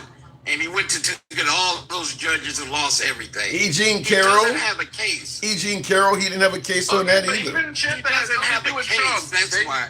These It isn't conservative about judges conservative go or against whatever. He conservative doesn't have a people all the case. time. I'll tell you something, Magrix, I'll tell you this. The reason the Supreme Court votes against Trump, in my opinion, I believe that if Trump had to do all this shit with his own money, a lot of these cases he wouldn't even take to the Supreme Court because his lawyer would tell him, this is like what he's doing with Eugene Carroll, that is a loser. You defamed the woman, you lost, you're going to have to pay her. You said what you said, you had your day in court, they ruled that you're liable for sexual assault. Leave this to fucking, I mean, he's only taking it to the Supreme Court because it's not costing him. Defamation case. Tim, they didn't take the defamation case. It was just It's a loser, MAGA. MAGA, it's not going to be overturned. Look at it. They didn't look at it at all. It's a I don't really loser. care about that.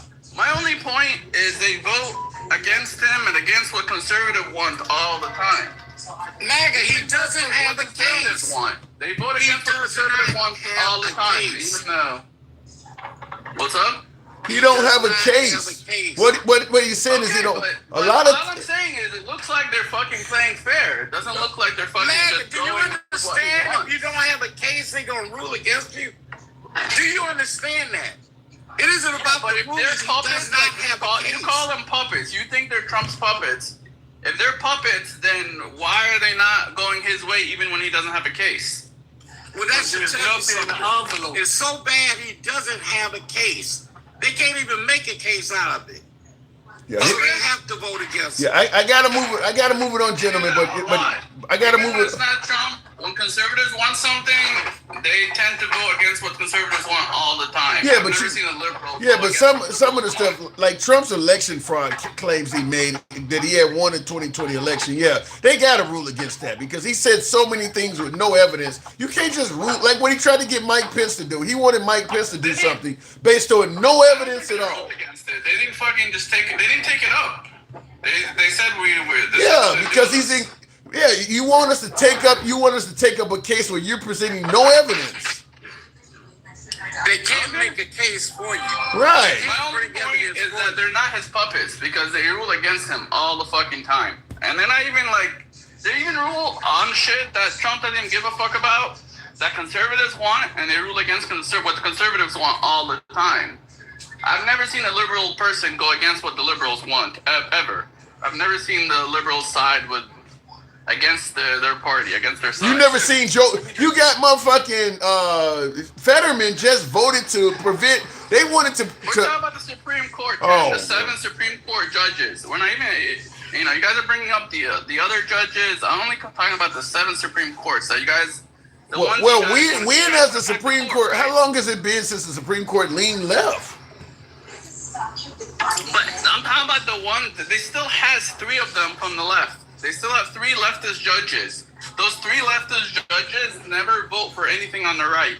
Yet Yeah, the they ones do. on the right vote for shit on the left all the time. They voted for some stuff on the right. Like what? I'd have to think of it because I know that Taji Brown Jackson even voted for something that Trump wanted. Abortion. I've never seen them vote for anything on the right. Didn't they Any vote for of them. abortion? Did they? I don't think they voted on abortion on the right. They voted for the left. They voted against No. it. No, they did not. I don't know what They the voted split. for Yeah, I don't know The what the abortion split thing, was. it was 6-0. Is that what you're saying? Or what do you think? Sorry, I think 6-1. abortion was 5-4 in favor.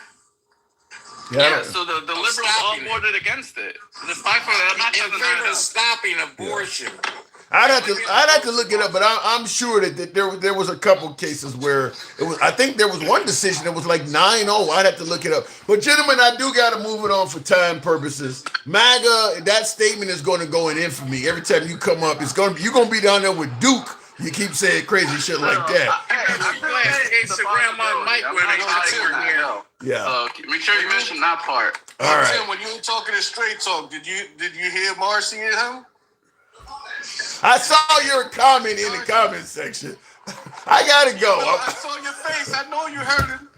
I gotta go. I'm gonna leave that alone, gentlemen. I can't wait how they're gonna restate this one. I can't wait to see how they're gonna reword my words. I don't know, but I'm gonna make a short out of it. MAGA Reacts, thank you. Tap the screen. Look, I cannot believe anybody would suggest that bringing somebody over to this country and making them a slave was an improvement to their life. I've heard some wild shit. Like I said, Ron DeSantis said that they were giving slaves, teaching them trades.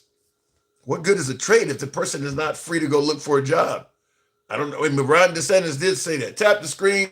Thank you, love to Cruz for the, better yet, Lisa, thank you for the love and support. Appreciate that. Tap the screen. Hope you boy out with the hat and mustache. TikTok cap goals. Looking in the comments. Get us up to 120, if you will. MAGA's an immigrant who only is in America because of leftist politics. Is mad the Supreme Court had a left minority, a majority. Yeah, that's true. That is true because to me, it looks like Trump is just anti-immigrant, period. And I'll give you a spiel of that. Because a lot of people on the right are saying, no, we don't have a problem with immigrants. Just come here legally. But in my opinion, I see Trump as just being completely anti-immigrant. I mean, when you look at the policies against immigrants. On Truth Social that he will, quote, permanently migration from all third world countries. It's unclear specifically which countries Trump is referring to, but comes as the administration also said they will re-examine all green cards issued to individuals from countries they consider to be, quote, of concern. Now that was a discussion on when Trump said he posted a message, a tweet saying that, what does it say here? Even as we have progressed technologically, immigration policy has eroded those gains in living conditions for many. I will permanently pause migration from all third world countries to allow the United States systems to fully recover. Terminate all of the millions of Biden illegal admissions, including those signed by Sleepy Joe Biden's auto pin. So this was him promising to ban all third world countries. There's no rapists and murderers in this. This is just all third world countries. That's one of the things that Trump has said to make me believe that he is just anti-immigrant. None of this will just come here legally or rapists and murderers. No, he's just anti-immigrant. Donald J. Trump is calling for a total and complete shutdown of Muslims entering the United States until our country's representatives can figure out what the hell is going on.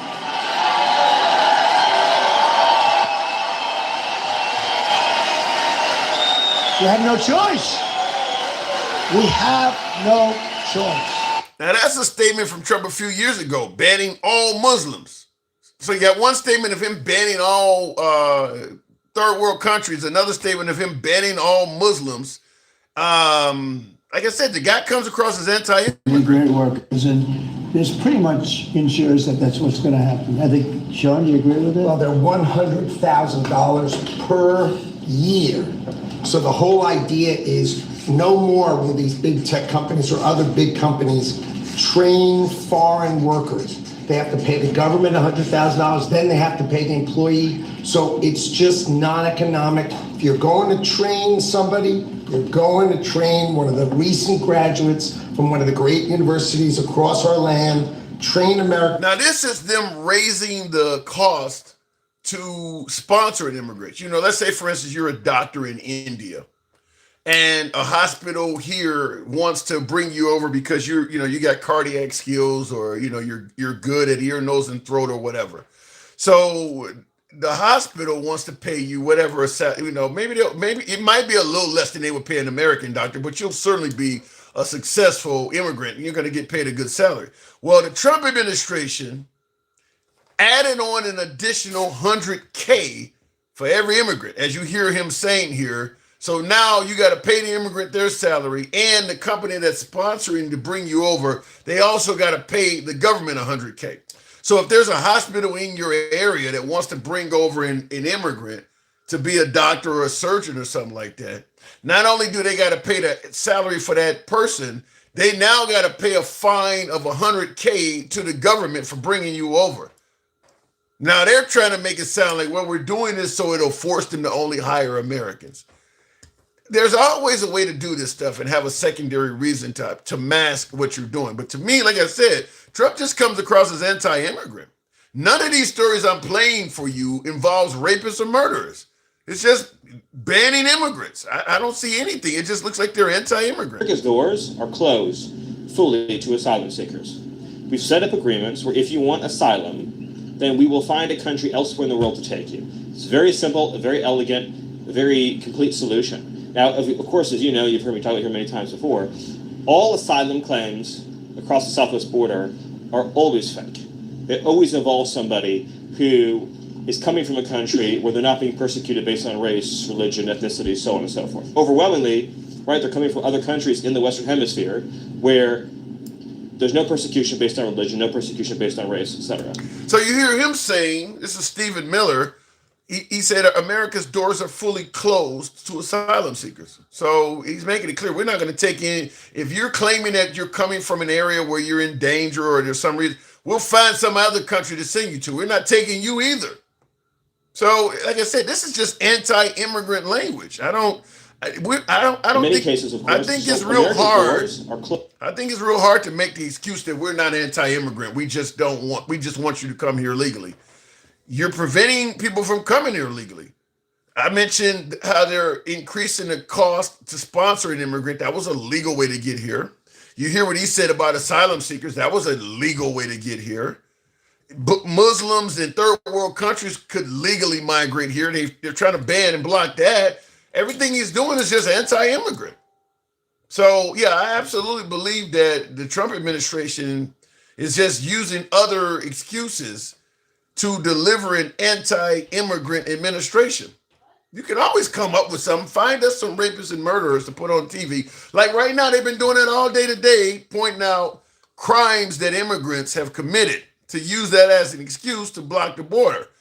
When really the goal is just to block the border. It ain't got nothing to do with getting rid of criminals. It's getting rid of everybody and just using that as an excuse. We could have been here all day with these news stories, but it's only a limited show. So here's a highlight, a low light reel, if you will, of what these Haitians have been up to. Manuel Joseph crossed the center line, hit the bus, and caused it to flip. 52 elementary students were on board. An 11-year-old boy, Aiden Clark, died. Mr. Joseph shattered our lives. Prosecutors learned he has a Haitian immigration registration in Florida. The court had to recruit a local healthcare worker to interpret in Creole after learning Joseph could not understand English or Spanish. Investigators say the man suspected of murdering a mother with a mallet outside a gas station in Fort Myers is in the country illegally. The suspect came here from Haiti. He had a temporary protected status to stay, but DHS says that status expired in 2024, so he was in the country illegally. The man charged with going on the violent rampage appeared in front of a judge today. In chains, Mackenzie Darbouzi stood in the courtroom as the details of the deadly stabbing were revealed. A 4-year-old,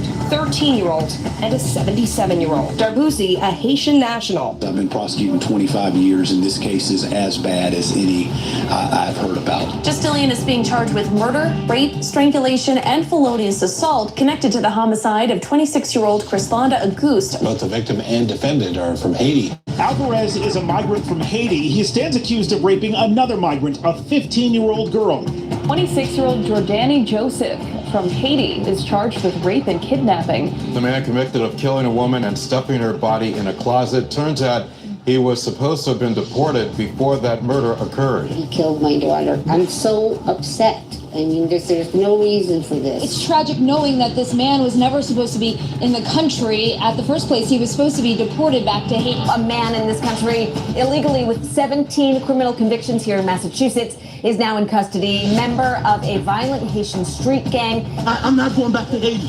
ICE says he's a gang member with 17 criminal convictions in recent years. Trump, you feel me? Yo, Biden forever, bro.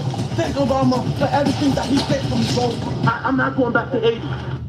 You are going back to Haiti, as are your fellow Haitians who have overstayed their welcome. Period.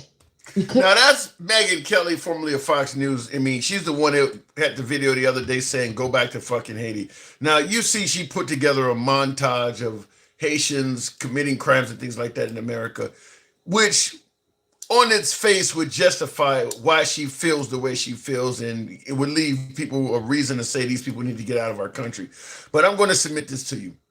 Considering that we don't know the time periods for these crimes, and the crimes are all over America. Point I'm making is you could make a montage like that of any group of people. Blacks, whites, Asians, Hispanics. You could do, if you got all of time, you could find plenty of whites that have committed crimes like that, blacks that have committed crimes like that. You could do this to anybody. This is not all in it. Now, if it was only in Springfield, Ohio, where a lot of Haitians are, and it was over the last year or two, then yeah, she would have a really good point. But this shit is just all over the place. She just went out and go find me a bunch of crimes that were committed by Haitians. You could do, I mean, I don't know how many Haitians are in this country, but I'm sure it's millions. Okay, so she presented about 20 criminals. Any group of people that has 1 million folks in this country or more, you could find 20 bad criminals amongst them. You can find 20 bad guys. So this, to me, in my opinion, is a really good job at telling you nothing. Because I'm sure it would be just as easy to put together a montage of Haitians doing good shit. Haitians serving in the U.S. military, maybe saving somebody's life or something like that, pulling a fucking cat out the tree, working with the police, maybe serving on the police department. You could do that too, if you just wanted to make a point. But folks will watch this and buy into this, and yeah, they need to go. They're really, really bad people. You could do this to any group of people. This is nothing what she's doing here. This is absolutely nothing. It's just a bunch of bullshit put together to make them look bad. And I'm going to tell you, it probably is going to be successful with MAGA, because the sentiment of the sentiment of being anti-immigrant and not liking them is already there. So she really is preaching to the choir. Looking in the comments, Chris says, you must be slow to listen to that lady. I like to hear politics from all sides of the aisle. So I do listen to the likes of, Ben Shapiro and folks like her and things like that. But then I'll listen to Cuomo and O'Reilly and some of them folks, Stephen A. Smith. Now, I listen to all of it. So I do like to hear. You don't want to listen to politics only on one side of the aisle. That's what really skews your judgment. Like what Megyn Kelly is doing. If you only listen to that shit, yeah, you're really going to hate some immigrants. Looking in the comments, Evil says, Tim, can you tell me if MAGA reacts as a puppet, or is he a what does that say, a goober baby? What the fuck is that? Let me recheck and put my spectacles on. Can you tell me if MAGA reacts as a puppet, or is he a goober baby? You got to make a mockery of MAGA reacts. His whole headline should be, I'm a goober baby. I don't quite know what a goober baby is, Evil, but I think I kind of get it the way you're talking. I don't know. Listen, MAGA has their own mindset just like the libs do. I think MAGA reacts, there may be a little bit of trolling in that. I don't think he believes all of that. So I'll leave it at that, but I don't know about and he's in the comments asking what the fuck is a goober baby. I don't know what a goober baby. He's basically saying your ass is a goofy. That's kind of what it sounds like. What he said is you a goofy. That's the way I'm interpreting it, and he'll let me know in the comments if I'm getting that right. Speaking of which, in the comment section, we are all brothers with different mothers. I like that, Davis, but that's not what our leadership is telling us. That's not what somebody said that I'm married to a black woman defense. Obama is evil big time, says Davis Rodriguez. Evil big time, and by the way, I'm married. How is Obama evil? What has Obama did to indicate he's evil? I'd be curious to know. I'm not saying he's a perfect president. I'm certainly not saying he's the best president we've ever had, but evil? What did Obama do that's evil? I would certainly like to know that. Obama legally deported more people than Trump. I believe that maybe, well, first of all, Obama has served 3 more years in office longer than Trump. Trump has only did 4, 5, what he said, 5, almost 6, I mean, yeah, almost 6 years in office. Obama did 8, so Obama should have a higher number, but I think it's not the number of deportations, it's the way people are being deported. When Obama was deporting people, it was turning away people at the border. It was not rounding people up in U.S. cities, sending ICE all in people's neighborhoods and Black Hawk helicopters rappelling down on people's buildings and yanking people out of court. It's the way he did it. It's the way Trump is doing it that's going to get him more attention. You don't need to deport a whole lot of people when you're doing it in that type of a manner. I mean, because Trump is doing it Trump is doing it in a way that he's also hurting Americans. I mean, there are Americans that are getting caught up in these traffic jams and being wrongfully stopped in the profiling stops. Brown people getting yanked all over the country, just yanked off the street and questioned this. Obama wasn't doing that. You didn't feel because you were a brown person walking down the street, ICE may grab you.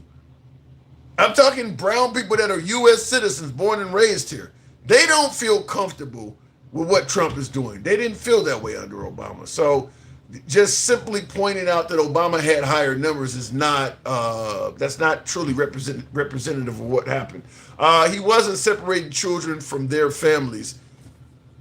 I believe it. The mom was allowed to stay with the kid when they were getting deported or something like that, wasn't it? But even still, like I said, Obama was not taking your neighbors away. The people that Obama deported were people that most Americans did not know. Trump is deporting the guy who works at the hot dog stand that serves you lunch every damn day at the work site. People you actually know and got relationships with and things like that. It's way, way different what Trump is doing. He's deporting people that are friends of Americans. That you got folks that are even Trump supporters like, I really like that dude. I've known that dude for 10 years. That wasn't happening